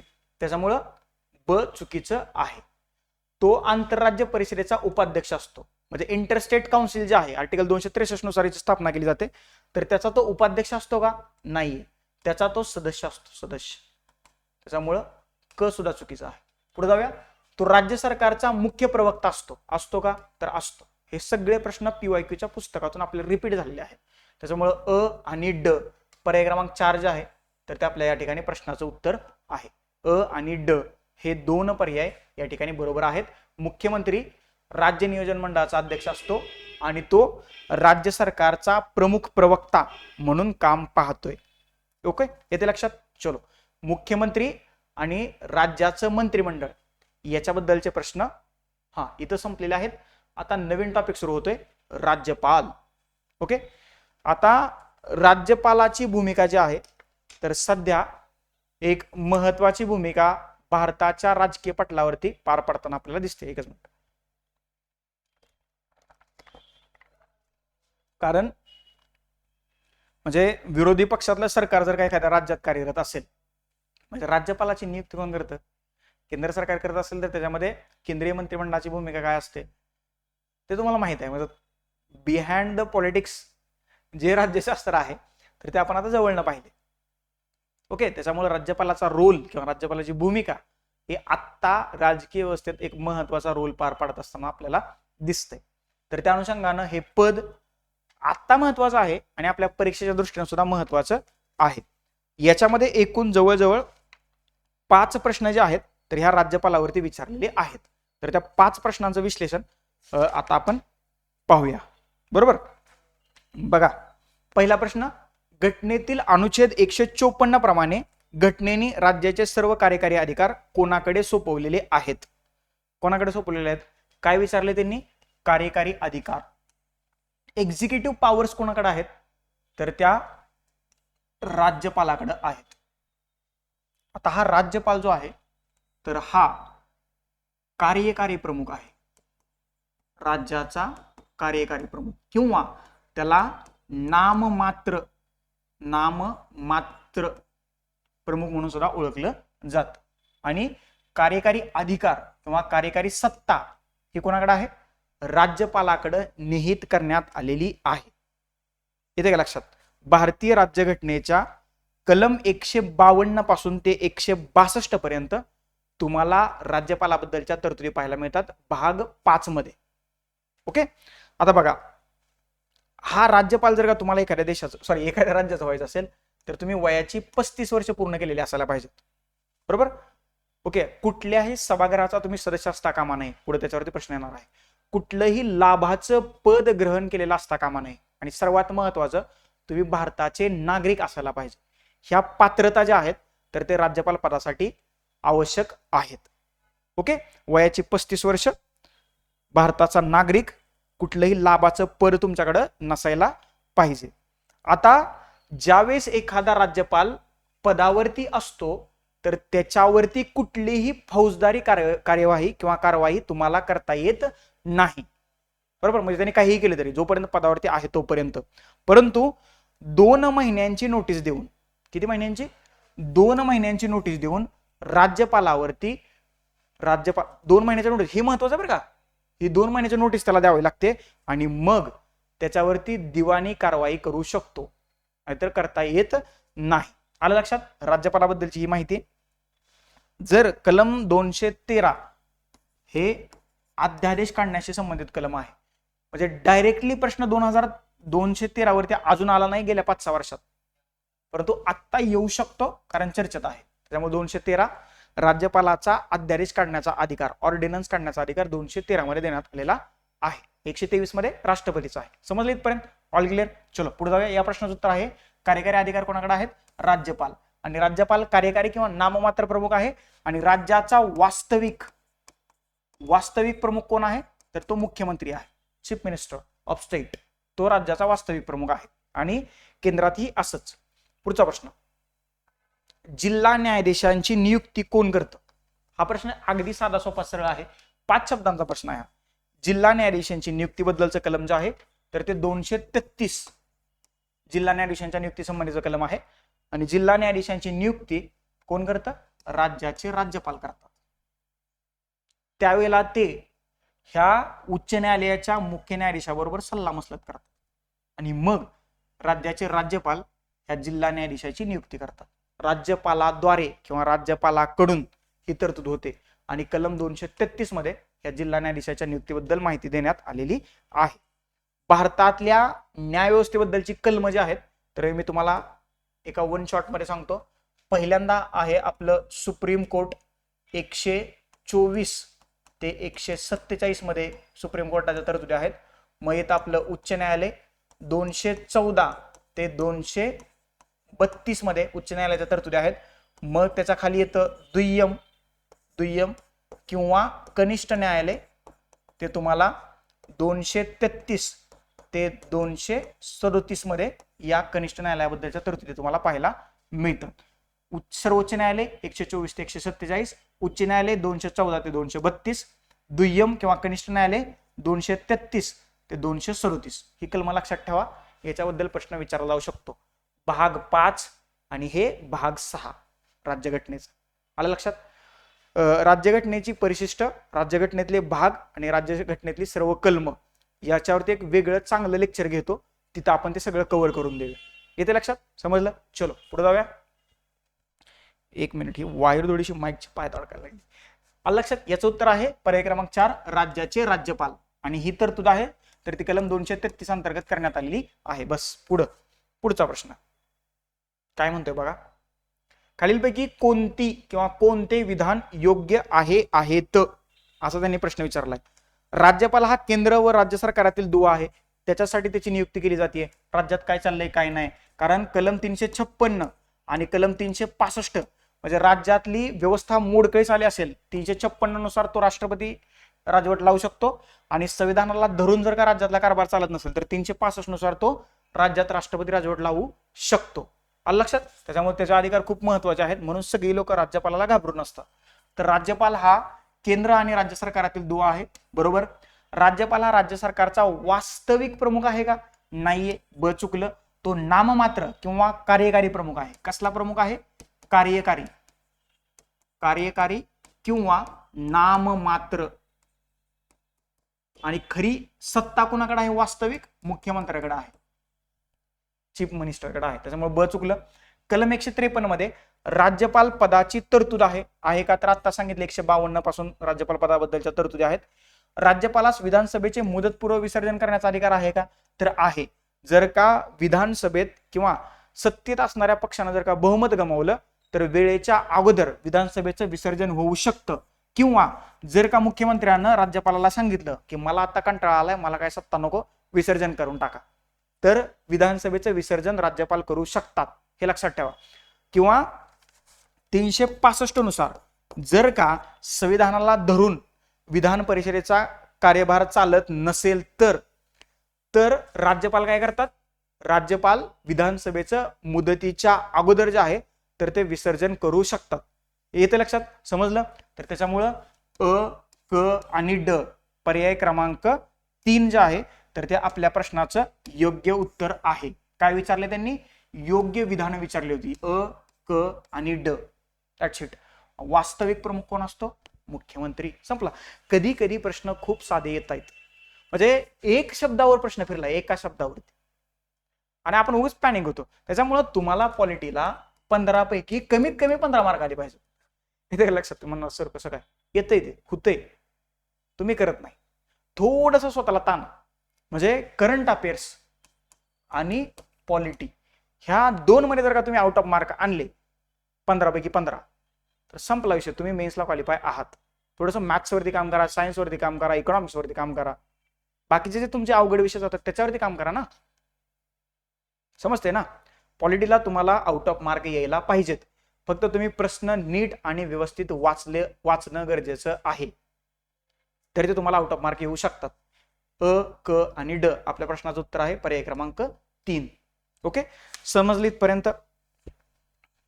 बघा आता राज्यपालाची नियुक्ती करण्याची पद्धत जी आहे ना तर ती आपण कॅनडाप्रमाणे स्वीकारलेली आहे. राष्ट्रपतीची नियुक्ती. ओके,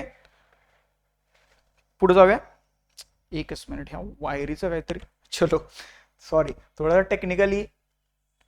हा चला, पुढचा प्रश्न बघा काय म्हणतोय.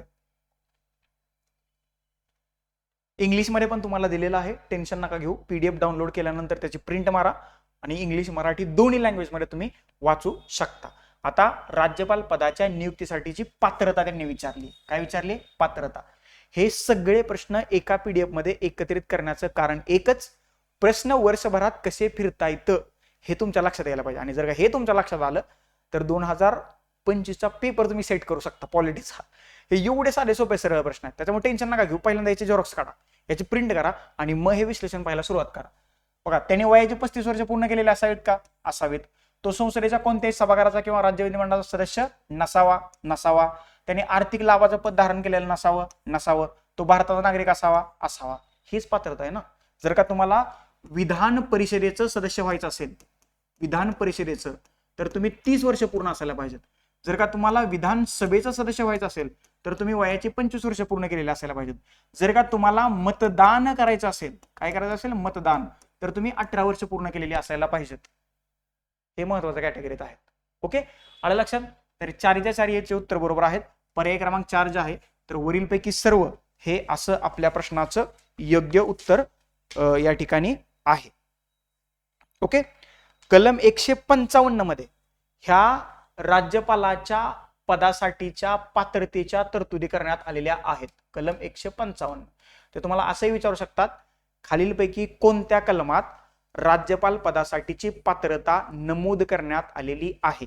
तर डोळे दाखवून 155 कुठं दिसतंय का बघायचं, लगेच तो गोल करून टाकायचा. इकडे तिकडे बघायचं सुद्धा नाही. 155 नुसार राष्ट्रपती, म्हणजे 155 मध्ये काय तरतूद करण्यात आली ते तुम्हाला सांगतो. 155 नुसार राष्ट्रपती केंद्र सरकारच्या सल्ल्यानुसार राज्यपालांची नियुक्ती करतील. कोण करतील? राष्ट्रपती करतील. परंतु सल्ला कोणाचा? केंद्र सरकारचा. केंद्र सरकारचा म्हणजे कोणाचा? सत्तेत असणाऱ्या पक्षांचा. म्हणून तर ते राज्यपालाचं काय तो राज्यपाल आणि जे राज्यात सत्तेत आहेत ना त्यांचं जरा ते थोडंसं असं कॉन्ट्रास्ट आहे. म्हणजे भांडणच करतात सारखी. आणि मग पुन्हा राष्ट्रपतीला टेन्शन येते. राष्ट्रपती म्हणतात चला सर्वोच्च न्यायालय. सर्वोच्च न्यायालय म्हणते नाही, जे आम्हाला घटनेनं सांगितले ते आम्ही करणार, तुम्हाला काय करायचं ते करा. कारण सगळ्यात महत्वाची काय आहे? घटनेतल्या तरतुदी सगळ्यात महत्वाच्या आहेत. राज्यपालाला काही आपण विशेष अधिकार सुद्धा दिलेले आहेत. महाराष्ट्राच्या राज्यपालासंबंधी विदर्भ आणि मराठवाडा, तर या 2 प्रदेशांसाठी स्वतंत्र विकास मंडळ स्थापन करण्याचा अधिकार जो आहे तर तो राज्यघटनेनं राज्यपालांना देण्यात आलेला आहे. हे अतिशय महत्वाचं आहे. याच्यावरती प्रश्न बनवू शकतो, कोणाला अधिकार देण्यात आलेला आहे.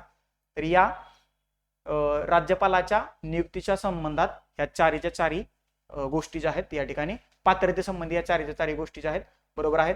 आणि ही पात्रता 155 मध्ये नमूद करण्यात आलेली आहे. समजलं? आलं लक्षात? चलो पुढे जाऊया. पुढचा प्रश्न, खालीलपैकी योग्य कथने ओळखा. आणि किती कथने दिलेले आहेत त्यांनी 3 कथने या ठिकाणी आपल्याला दिलेली आहेत. खालीलपैकी योग्य कथने ओळखा. अ, ब आणि क काय आहेत बघा. कोणतीही व्यक्ती ती भारतीय नागरिक आणि 35 वर्ष पूर्ण वयाची असल्याखेरीज राज्यपाल म्हणून नियुक्त होण्यास पात्र असणार नाही. म्हणजे कमीत कमी तुम्ही वयाची 35 वर्ष पूर्ण केलेली असायला पाहिजे. आणि सर्वात महत्वाचं त्याच्या अगोदर तुम्ही भारताचा नागरिक असायला पाहिजे. त्याच्यामुळे हे विधान बरोबर आहे. पुढे बघा, राज्यपालास संसदेच्या दोन्हीपैकी कोणत्याही सभागृहाचा किंवा पहिल्या अनुसूचित विनिर्दिष्ट केलेल्या कोणत्याही राज्याच्या विधानमंडळाचा सभागृहाचा सदस्य असणार नाही. हेही विधान बरोबर आहे. म्हणजे जर का तुम्हाला राज्यपाल व्हायचं असेल तर तुम्हाला संसद सदस्यत्वाचा राजीनामा द्यावा लागतोय. संसद सदस्यत्वाचा, किंवा राज्य विधिमंडळाच्या सदस्यत्वाचा सुद्धा तुम्हाला राजीनामा द्यावा लागतोय. म्हणजे पहिल्या अनुसूचित विनिर्दिष्ट केलेल्या कोणत्याही राज्याच्या विधानमंडळाच्या सभागृहाचा तो सदस्य असणार नाही, किंवा कोणतंही लाभाचं पद त्याच्याकडे असता कामा नये. बरोबर? ही 2 विधान बरोबर आहेत. जेव्हा एकाच व्यक्तीस 2 किंवा अधिक, आता हे जे वाक्य आहे ना हे क, हे खूप इंटरेस्टिंग वाक्य आहे बरं का. कारण एक शब्द आहे याच्यात, एक शब्द, त्या एका शब्दामुळे पूर्ण वाक्य चुकीचं ठरलंय. म्हणजे आपण जे म्हणतो ना सिली मिस्टेक होतात, म्हणजे सिली मिस्टेक झालेली आपल्याला कधी कळते? घरी आल्यानंतर ज्यावेळेस आपण पेपर उलगडून पाहतो त्यावेळेस कळतं अरे इथं तर असं झालं होतं. त्याच्यामुळं प्रश्न वाचताना नीट वाचा. बघा, जेव्हा एकाच व्यक्तीस 2 किंवा अधिक राज्यांचा राज्यपाल म्हणून नियुक्त केलं असेल, त्या बाबतीत राज्यपालास द्यावयाच्या वित्तलब्धी म्हणजे वेतन आणि भत्ते यांचा खर्च संसद आदेशाद्वारे निर्धारित करील अशा प्रमाणात त्या राज्यांमध्ये विभागून दिला जाईल. इथं एकच शब्द चुकीचा आहे. इथं संसद हा शब्द दिसतोय का? संसद. जर का इथं राष्ट्रपती असलं असतं तर हे विधान बरोबर असायला पाहिजे होतं, परंतु इथं संसद दिल्यामुळं. आणि काय असतं आपलं माहिती आहे का, कधी कधी पेपरला काय होतं, वाईब्स मॅच करतो आपण प्रश्नांना. पहिलं विधान बरोबर आहे, दुसरं विधान बरोबर आहे, मग आपण म्हणतो तिसरं पण बरोबर असेल आणि आपण पर्याय 4 ला गोल करतो आणि आपला मार्क जातो, कारण आपण वरून खाल्लेलं आहे. कारण याला आपण का असं व्यवस्थित वाचून आपण लगेच असं म्हणणार हा बरोबर आहे बरोबर आहे चला मग हे पण बरोबर आहे. इथं फक्त हा एकच शब्द आहे. ह्या एका राज्यपालाची 2 किंवा अधिक राज्यांचा राज्यपाल म्हणून जर का नियुक्ती झाली असेल तर त्याला जे वेतन आणि भत्ते दिले जातात तर ते भारताचा राष्ट्रपतीच्या आदेशाद्वारे निर्धारित केलेल्या अशा प्रमाणात त्या 2 राज्यांमध्ये विभागले जातात. म्हणजे सपोज महाराष्ट्राचा राज्यपाल सध्या गोव्याचा राज्यपाल आहे आणि महाराष्ट्राचा सुद्धा राज्यपाल आहे, तर राष्ट्रपतीच्या आदेशानुसार गोवा सरकार निम्मे पैसे देईल, म्हणजे महाराष्ट्र सरकार निम्मे, ते राष्ट्रपती ठरवतील त्याच्याप्रमाणे. ओके, इथे लक्षात, म्हणजे एक शब्द किती महत्वाचा आहे हे तुम्हाला इथं पाहायला मिळते. आलं लक्षात? त्याच्यामुळं जे काही महत्वाचे प्रश्न आहेत तर ते वाचताना थोडीशी काळजी घेणं अपेक्षित आहे असं मला वाटतंय आणि जी तुम्ही घ्यायला पाहिजे. आणि जर का नाही घेतली तर मार्क जाऊ शकतात, बरोबर. त्याच्यामुळं हे छोटे छोटे शब्द मोठे मोठे मॅटर करू शकतात. त्याच्यामुळे प्रश्न नीट व्यवस्थित वाचा. टेस्ट सिरीज मध्ये सुद्धा वाचा, म्हणत नाही की पेपर मध्ये वाचा, टेस्ट सिरीज मध्ये व्यवस्थित प्रश्न वाचणं गरजेचं आहे. तर अशा पद्धतीनं हे राज्यपालाबद्दलचे प्रश्न इथं संपलेले आहेत. पुढचा जो आपला टॉपिक आहे तर तो आहे महाधिवक्त्याचा, बरोबर. बघा, महाधिवक्ता, महाधिवक्ता कोण असतो? राज्याचा सर्वोच्च कायदा अधिकारी म्हणून महाधिवक्त्याकडे पाहिलं जातं. याची नियुक्ती कोण करतं? पहिल्यांदा याच्याबद्दल एक्सप्लेनेशन पाहूया. राज्यघटनेच्या कलम 165 मध्ये प्रत्येक राज्याला एक महाधिवक्ता असेल अशी तरतूद करण्यात आलेली आहे. राज्याचे राज्यपाल या महाधिवक्त्याची नियुक्ती किंवा निवड करतात. उच्च न्यायालयाचा, राज्यातल्या उच्च न्यायालयाचा न्यायाधीश म्हणून जी पात्रता असावी लागते तीच पात्रता या महाधिवक्त्याकडे असते, बरोबर. महाधिवक्ता प्रायव्हेट प्रॅक्टिस करू शकतो का? तर करू शकतो. आणि कधी करू शकत नाही? ज्यावेळेस राज्य वर्सेस नागरिक असा खटला न्यायालयात उभा राहतो त्यावेळेस मात्र महाधिवक्ता प्रायव्हेट प्रॅक्टिस करू शकत नाही, कारण ह्या महाधिवक्त्याला राज्याचा सर्वोच्च कायदा अधिकारी असं म्हणून संबोधलं जातं आणि त्यावेळेला किंवा त्या संबंधित खटल्यात राज्याच्या महाधिवक्त्यानं राज्याची बाजू घेणं गरजेचं असतं. समजलीत पर्यंत? All set. आता प्रश्न बघूया. पहिला प्रश्न बघू. राज्याच्या महाधिवक्त्याची निवड करण्याचा अधिकार खालीलपैकी कोणाला आहे? आत्ताच मी तुम्हाला या प्रश्नाचं उत्तर सांगितलं. राज्यपाल याची निवड करतात. कोण करतात? महाधिवक्त्याची निवड राज्यपाल. 165 मध्ये ह्या महाधिवक्त्याच्या पदाची तरतूद करण्यात आलेली आहे. 165 कितव्या भागात येईल? आता भाग 6 मध्ये येईल. भाग 5 मध्ये संसद आहे, सॉरी केंद्र सरकार आहे. येते लक्षात? यांचा कार्यकाल जो आहे ना तर याचा कार्यकाल निश्चित नाहीये. म्हणजे तुम्हाला विचारतील, ते विधान देतील की राज्याचा महाधिवक्ता 5 वर्षासाठी पदावरती असतो, तर हा राज्यपालाची मर्जी असेपर्यंत पदावरती असतो आणि राज्यपालाला कधीही पदच्युत करू शकतात. परंतु असा एक अनरिटन रूल तयार झालाय शक्यतो मागच्या 10-15 वर्षात. मंत्रिमंडळ बदलल्यानंतर हा महाधिवक्ता आपल्या पदाचा राजीनामा देतो. याचं मानधन कोण निश्चित करतं? राज्य विधिमंडळ याचं मानधन निश्चित करत नाही, तर राज्याचे राज्यपालच या महाधिवक्त्याचं मानधन निश्चित करतात. याच्यावरती सुद्धा प्रश्न टेस्ट सिरीज मध्ये मी मुद्दाम ड्राफ्ट केला होता. राज्याच्या महाधिवक्त्याशी संबंधित महत्वाची 3 कलम आहेत. त्याच्यामध्ये पहिलं कलम आहे 165 की ज्यामध्ये या महाधिवक्त्याची तरतूद करण्यात आलेली आहे. दुसरं आहे कलम 177 आणि कलम 194. आता तुम्ही जर म्हणणार हे विधिमंडळाशी संबंधित कलम आहेत, तर बघा, राज्य विधिमंडळाच्या दोन्ही सभागृहातील कार्यवाहीबद्दलची तरतूद कलम 177 मध्ये करण्यात आलेली आहे आणि त्या कार्यवाहीमध्ये सहभागी होण्याचा अधिकार या महाधिवक्त्याला देण्यात आलेला आहे. त्याच्यामुळे 177 महाधिवक्त्याशी संबंधित कलम आहे. 194 मध्ये राज्य विधिमंडळाच्या सदस्यांचे विशेष अधिकार देण्यात आलेले आहेत. राज्य विधिमंडळाच्या सदस्यांना जे जे विशेष अधिकार मिळतात तर ते सर्व विशेष अधिकार 194 नुसार राज्याच्या महाधिवक्त्याला मिळतात. त्याच्यामुळे प्रश्न असा जर बनला, खालीलपैकी कोणतं कलम राज्याच्या महाधिवक्त्याशी संबंधित नाहीये, त्याच्यामध्ये तुम्हाला 165 असेल, 177 असेल, 194 असेल आणि मग चौथं कलम वेगळं काहीतरी असेल तर ते चुकीचं कलम असेल. ही 3 कलम राज्याच्या महाधिवक्त्याशी संबंधित आहेत, 165, 177 आणि 194. त्याच्यातल्या तरतुदी मी तुम्हाला आता सांगितलेल्या आहेत. हे 1 बाय 1 तिथे लिहून घ्या. Okay, that's it. चलो पुढे जाऊया. पुढचा प्रश्न, भारतीय संविधानाच्या कलम 165च्या संदर्भात राज्य सरकारचा कायदेशीर सल्लागार कोण आहे? आताच मी एक्सप्लेनेशन दिले. याचं उत्तर आहे पर्याय क्रमांक 3, महाधिवक्ता, किंवा त्याला इंग्लिशमध्ये advocate general of the state म्हणून त्याच्याकडे पाहिलं किंवा त्याला ओळखलं जातं. पर्याय क्रमांक 3 जे आहे तर आपल्या प्रश्नाचं योग्य उत्तर आहे. आताच वरती मी एक्सप्लेन करताना तुम्हाला सांगितलेलं होतं. पुढचा प्रश्न बघा, खालीलपैकी योग्य विधान किंवा विधाने आपल्याला ओळखायची आहेत. काय म्हणते बघा, प्रत्येक राज्याचा राज्यपाल उच्च न्यायालयाचा न्यायाधीश म्हणून नियुक्त होण्याची व्यक्ती अर्हता प्राप्त असेल अशा एखाद्या व्यक्तीस राज्याचा महाधिवक्ता म्हणून नियुक्त करेल. मी सुरुवातीला सांगितलं होतं की ज्याप्रमाणे आणि ज्या प्रकारे राज्याच्या उच्च न्यायालयात नियुक्त होण्यासाठी पात्रता लागते तीच पात्रता महाधिवक्त्याकडे असावी लागते. पर्याय क्रमांक 1 विधान बरोबर आहे. म्हणजे तुम्ही 10 वर्ष वकील म्हणून किंवा अधिवक्ता म्हणून किंवा 10 वर्ष न्यायाधीश म्हणून कार्य केलेलं असावं. ओके, पुढचं विधान बघा, महाधिवक्ता राज्यपालाची मर्जी असेपर्यंत पद धारण करेल आणि राज्य विधिमंडळ निर्धारित करेल असे पारिश्रमिक मिळेल. पारिश्रमिक म्हणजे काय? पारिश्रमिक म्हणजे वेतन आणि भत्ते. हे लक्षात ठेवा बरं का. आता तुम्हाला वाटतं पारिश्रमिक म्हणजे वेगळंच काहीतरी आहे, तर पारिश्रमिक म्हणजे वेतन आणि भत्ते. हे राज्य विधिमंडळ ठरवतं का महाधिवक्त्याच्या बाबतीत? तर नाहीये. ते राज्याचे राज्यपालच वेतन आणि भत्ते ठरवतात. त्याच्यामुळं ब विधान या ठिकाणी चुकीचं आहे. म्हणजे ब विधानाचे जर का 2 पार्ट केले, पहिला पार्ट बरोबर आहे, महाधिवक्ता राज्यपालाची मर्जी असेपर्यंत पद धारण करेल, हे बरोबर आहे. परंतु त्याच्या अगोदर तो रिझाईन करू शकतो का? तर तो करू शकतो. आणि दुसरा सेकंड हाफ जो आहे, राज्य विधिमंडळ निर्धारित करेल असे पारिश्रमिक मिळेल, त्याला मिळतं का? नाही.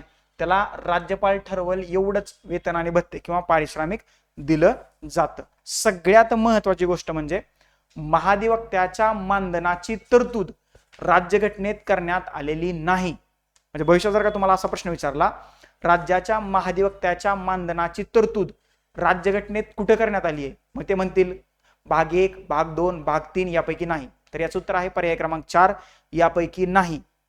हे लक्षात ठेवा. राज्य विधिमंडळाच्या महाधिवक्त्याची तरतूद राज्यघटनेत करण्यात आलेली नाहीये. त्याचं वेतन राज्यपाल, आदरणीय राज्यपाल महोदय ठरवतात. समजलं इथपर्यंत? महाधिवक्त्याबद्दल आता कसा जरी प्रश्न आला, त्याच्या पात्रतेबद्दल, त्याच्या नियुक्तीबद्दल, निवडीबद्दल, ओके, त्याच्या कार्याबद्दल, त्याचं कार्य थोडक्यात सांगतो. म्हणजे राज्यपालाने ज्या ज्या वेळेस त्याला सल्ला मागेल तर तो कायदेविषयक सल्ला राज्यपालाला देणं ह्या महाधिवक्त्याचं सगळ्यात महत्वाचं काम आहे. राज्याची बाजू उच्च न्यायालयात किंवा सर्वोच्च न्यायालयात मांडणं हे महाधिवक्त्याचं दुसरं महत्वाचं कार्य आहे. आणि ज्या ज्या वेळेला खटल्या अंतर्गत काही राज्यपालाला कायदेविषयक मदत लागेल तर ती पुरवणं हे सुद्धा महाधिवक्त्याचं महत्वाचं काम आहे. अशी 3 महत्वाची कामं ह्या महाधिवक्त्याची आहेत. आणि जसा देशात महान्यायवादी असतो तसाच आणि त्याच प्रकारची कामं किंवा त्याच प्रकारची भूमिका राज्यात महाधिवक्त्याची आपल्याला पाहायला मिळते. समजलं? आलं लक्षात? चल पुढे जाऊया. महाधिवक्त्याचा सगळा इतंभूत माहिती मी तुमच्या समोर ठेवलेली आहे. आता त्याच्यावरचा प्रश्न फक्त चुकू नका. चुकला तर मी आहे आणि तुम्ही आहे, म्हणजे चुकूच नका असं मला वाटतंय. तुम्ही चुकणार नाही एकदा सांगितल्यानंतर. मला तुमच्यावरती तेवढा विश्वास या ठिकाणी आहे. पुढचा टॉपिक आहे आपला, कुठला आहे बघा, उच्च न्यायालय सुरू झालं. या ठिकाणी व्यवस्थित अभ्यास करा बरं का, कारण मार्क्स मिळणं खूप गरजेचं आहे. आता उच्च न्यायालय, हायकोर्ट्स हे कुठं असतात? तो राज्यात असतात. राज्यघटनेच्या भाग 6 मध्ये जर का याच्यावरती प्रश्न विचारला, भाग 6 मधल्या प्रकरण 5 मध्ये प्रकरण 5 अंतर्गत कलम 214 ते कलम 232 अंतर्गत ह्या काय उच्च न्यायालयाची तरतूद करण्यात आलेली आहे. भाग 6 दिसत नाही काय, भाग 6 प्रकरण 5 कलम 214 ते 232 अंतर्गत ह्या उच्च न्यायालयाची तरतूद करण्यात आलेली आहे. कुठं? राज्यघटनेत.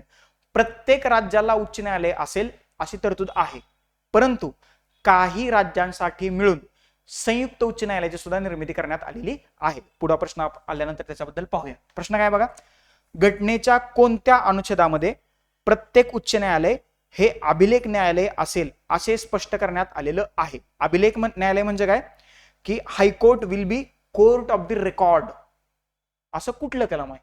तर याचं उत्तर आहे पर्याय क्रमांक 1 कलम 215 मध्ये प्रत्येक उच्च न्यायालय हे अभिलेखाचं न्यायालय असेल अशी तरतूद करण्यात आलेली आहे. 214 मध्ये प्रत्येक राज्यासाठी उच्च न्यायालयाची स्थापनेची तरतूद आहे. 215 मध्ये प्रत्येक उच्च न्यायालय हे अभिलेख न्यायालय असेल. 216 नुसार उच्च न्यायालयाची स्थापनेची तरतूद करण्यात आलेली आहे.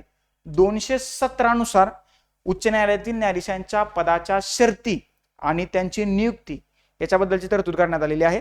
आणि 218 मध्ये जे सुप्रीम कोर्ट आहे भारताचं, तर सुप्रीम कोर्टाच्या विशिष्ट तरतुदींचं हायकोर्टासाठीचं उपाययोजन याच्याबद्दलची माहिती कलम 218 मध्ये देण्यात आलेली आहे. समजलं? म्हणजे चुकीच्या पर्यायाचं जे विश्लेषण आहे तर ते तुम्हाला मी इथं देण्याचा प्रयत्न केलेला आहे. 214, 15 आणि 16 हे 3 आर्टिकल सलग खूप महत्वाचे आहेत. 17 आणि 18 त्याच्याबद्दल सुद्धा तुम्हाला मी माहिती इथं दिलेली आहे. चलो पुढे जाऊया. पुढचा प्रश्न बघा काय म्हणतोय, खालीलपैकी योग्य विधाने निवडा. तुम्हाला 3 विधाने दिलेली आहेत. प्रत्येक राज्यासाठी एक उच्च न्यायालय असेल का? तर असेल.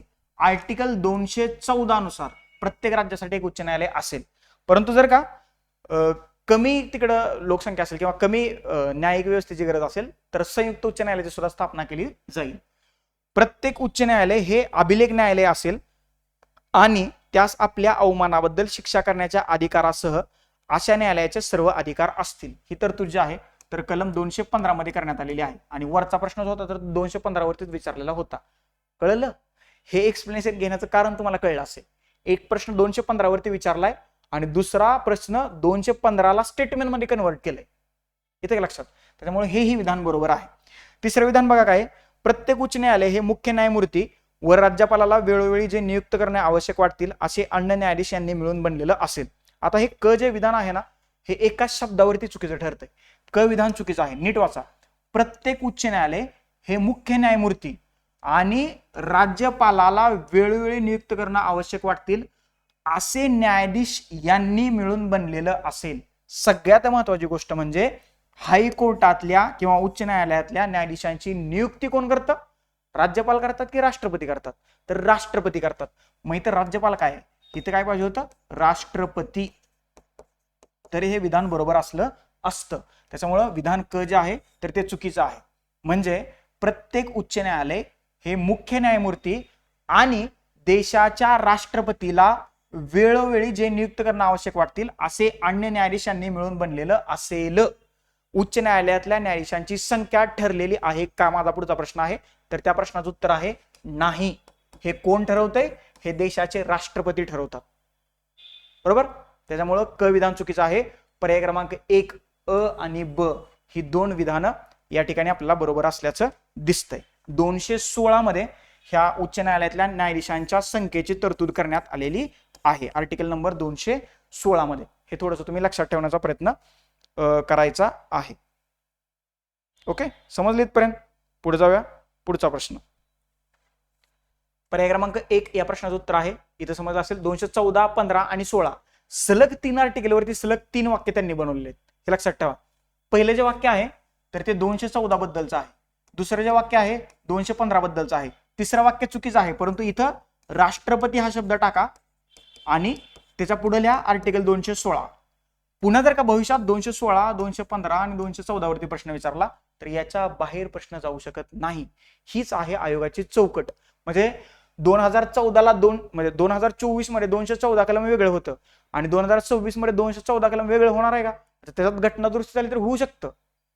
पण आता सध्या तेच आहे ना, अलग लक्षात. तर असं तुम्ही लक्षात ठेवण्याचा प्रयत्न करा, मग तुमचे PYQ चे खरे अनालिसिस होऊ शकतं. पुढचा प्रश्न बघा काय म्हणतोय. आता आपल्याला अयोग्य कथन ओळखायचं आहे. PDF डाउनलोड केल्यानंतर तुम्हाला खूप सारा लिहायला स्पेस दिलाय, तिथं लिहून घेणं गरजेचं आहे. मी मागाशी सांगितल्याप्रमाणे राज्यघटनेत हायकोर्टातल्या न्यायाधीशांची संख्या जी आहे तर ती निश्चित केली नाहीये, आणि ही संख्या ठरवण्याची जबाबदारी जी आहे तर ती राष्ट्रपतींवरती, म्हणजे एकच मिनिट, राष्ट्रपतींवरती म्हणजे केंद्र सरकारवरती सोपवण्यात आलेली आहे. म्हणजे केंद्र सरकार म्हणेल तेवढे न्यायाधीश राष्ट्रपतींना उच्च न्यायालयात नेमावे लागतील. हे महत्वाचं स्टेटमेंट आहे, याच्यावरती तुम्हाला प्रश्न विचारला जाऊ शकतो. पुढचा प्रश्न बघा. खालीलपैकी अयोग्य कथन किंवा कथने ओळखायचे आहेत. कसली अयोग्य कथन किंवा कथने आपल्याला ओळखायची आहेत.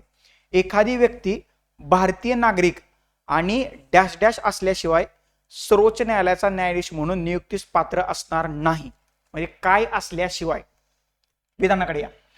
एखाद्या उच्च न्यायालयाची अथवा अशा 2 किंवा अधिक न्यायालयाची निदान सलग 10 वर्षे न्यायाधीश, हे लक्षात ठेवा, 10 वर्षे न्यायाधीश असायला पाहिजे. हे विधान बरोबर आहे. एखाद्या उच्च न्यायालयाचा अथवा अशा 2 किंवा अधिक न्यायालयाचा निदान सलग 5 वर्ष अधिवक्ता, बरोबर आहे. 5 वर्ष अधिवक्ता म्हणजे काय, वकील. 5 वर्ष अधिवक्ता असायला पाहिजे. राष्ट्रपतीच्या मते विख्यात विधिवक्ता असावा. सॉरी, ओके, आपल्याला इथे काय करायचं, एक मिनिट. अयोग्य कथन ओळखायचे आपल्याला. काय ओळखायचंय, अयोग्य कथन. नीट प्रश्न वाचा.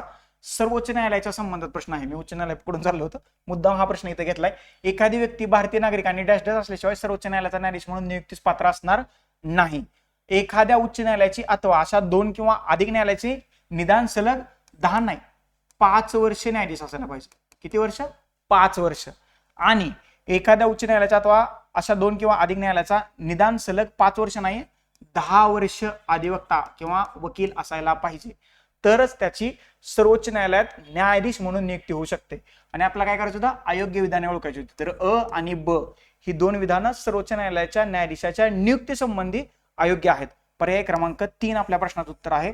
राष्ट्रपतीच्या मध्ये तो विख्यात विधिवक्ता असावा हे सर्वोच्च न्यायालयाच्या न्यायाधीशाच्या नियुक्ती संबंधीची एक महत्वाची पात्रता आहे. समजलं, थोडंसं फास्ट झालंय, आय नो. अजून एकदा व्यवस्थित सांगतो, नीट लक्ष देऊन ऐका.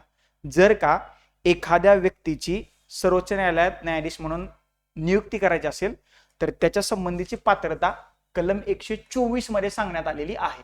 आणि तिथं काय सांगितलंय, संबंधित व्यक्ती भारताचा नागरिक असावी, पहिली पात्रता. दुसरी पात्रता, त्याने उच्च न्यायालयांची अथवा अशा 2 किंवा अधिक न्यायालयांची निदान 5 वर्ष न्यायाधीश म्हणून तिथं त्यांनी काम केलेलं असायला पाहिजे, ही दुसरी पात्रता. तिसरी पात्रता काय आहे, एखाद्या उच्च न्यायालयाचा अथवा अशा 2 किंवा अधिक न्यायालयाचा निदान सलग 10 वर्ष तो अधिवक्ता किंवा वकील असायला पाहिजे, ही तिसरी पात्रता. आणि चौथी पात्रता आहे, राष्ट्रपतीच्या मते तो विख्यात कायदेतज्ञ किंवा विधिवेत्ता असायला पाहिजे. ह्या 4 पात्रता जर का तुमच्या अंगी असतील तर तुम्ही सर्वोच्च न्यायालयाचे न्यायाधीश म्हणून नियुक्तीस पात्र ठरू शकता. 124 मध्ये राज्यघटनेच्या ही तरतूद किंवा ही पात्रता सांगण्यात या ठिकाणी आलेली आहे. समजलं इथपर्यंत? इथपर्यंत काहीच डाऊट नसायला पाहिजे असं मला वाटतंय. तर हा पहिला पार्ट आहे, इथं आपण थांबूया. राहिलेले जे बाकीचे पार्ट्स आहेत किंवा राहिलेले जे प्रश्न आहेत तर ते आपण दुसऱ्या पार्ट्समध्ये कव्हर करण्याचा प्रयत्न करूया. कारण जर का लेक्चर खूप लेंदी झालं तर ते तो बघायला, ऐकायला आणि तुम्हाला पाहायला सुद्धा बोर होईल. त्याच्यामुळं पुढचे काय राहिलेले घटक आहेत, आयोग संस्था आहेत, घटना दुरुस्ती प्रक्रिया आहेत, तर दुसऱ्या पार्टमध्ये करू. कारण त्याच्यातला जो पंचायत राजचा टॉपिक आहे तर तो मला थोडासा तुम्हाला इन डिटेल मध्ये सांगायचा आहे. त्याच्यातली 73वी घटना दुरुस्ती. त्याच्यामुळे राहिलेले जे 20-30 प्रश्न आहेत तर ते आपण दुसऱ्या पार्टमध्ये कव्हर करण्याचा प्रयत्न करूया. हे लेक्चर कसं वाटलं नक्की मला खाली कमेंट बॉक्समध्ये कमेंट करून सांगा. याच्याबद्दल जर का तुम्हाला काही डाऊट, क्वेरीज, क्वेश्चन, सजेशन्स असतील तर त्याही नक्की माझ्यापर्यंत पोहोचवा. ही जी PDF आहे तर ही PDF तुम्हाला कंबाईन मेंटर ऑफिशियलच्या ॲपमध्ये स्टडी मटेरियल या सेक्शन अंतर्गत फ्री ऑफ कॉस्ट उपलब्ध आहे. तिथून हे डाउनलोड करा, याची प्रिंट काढा आणि मगच हे लेक्चर पाहायला सुरुवात करा, की जेणेकरून सगळे प्रश्न तुम्हाला ऍट अ टाइम मिळतील आणि त्याचे उत्तर सुद्धा तुम्हाला तिथं लिहून घेता येतील. तर तुर्तास आता आपण इथं थांबूया. Thank you so much. धन्यवाद मित्रांनो. पार्ट 2 मध्ये आपण भेटणारच आहोत, त्याच्यामुळे कुठेही जाऊ नका. पार्ट 2 मध्ये आपण भेटूया.